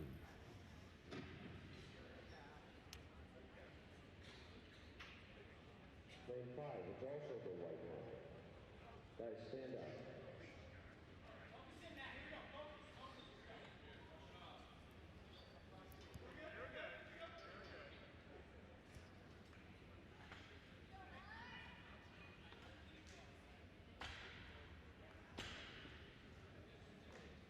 All right, good. Let's try this again. Here we go. On your marks. Third time is the charm.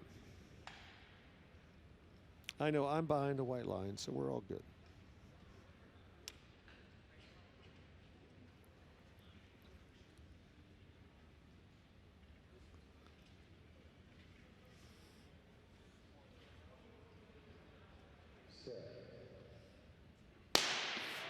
And it is a clean start. Sevo in 4, Lewis in 5, Mooney in 6.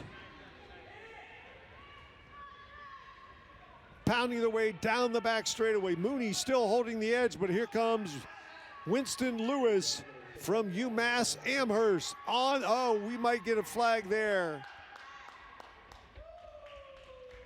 Yeah, I can't see no white or yellow from that corner, but it looked like a potential violation, but they're showing white.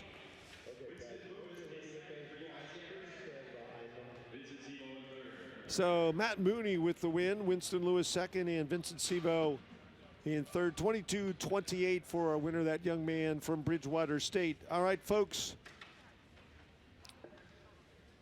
Our final race of the evening, the men's third heat, 200-meter dash. And we saw him earlier tonight doing some pacing work. Heath Bernard says, you know what, I want to run the 200. He was pacing the 800 earlier. He's in lane 4. Runs for Boston North. Junior Grant from American International, and Aiden Britt also was a pace setter early on in the 800s. Both of those gentlemen did a great job. Final race, men's 200, heat number 3. And a clean start, a fair start. We are underway. And a good start, Junior Grant, American International. Look at it, already has made up the stagger on Britt outside in 6. He's got a hold close to that inside lane line. Coming out of the turn.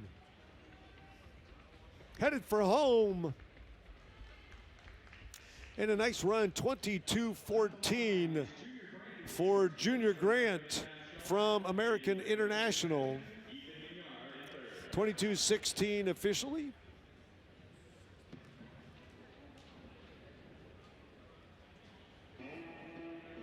And that will wrap things up on a Sunday evening, the last Sunday in February in Boston, Massachusetts, in the 1500.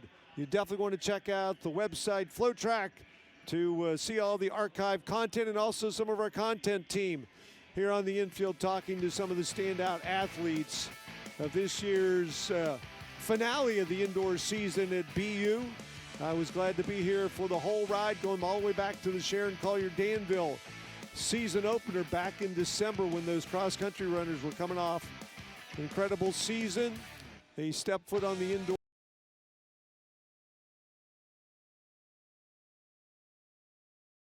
National Championships March 13th and 14th. D1 Fayetteville, D2 Virginia Beach, D3 Birmingham, USATF National Championships next weekend, and Ocean Breeze World Championships March 20th and 22nd in Poland.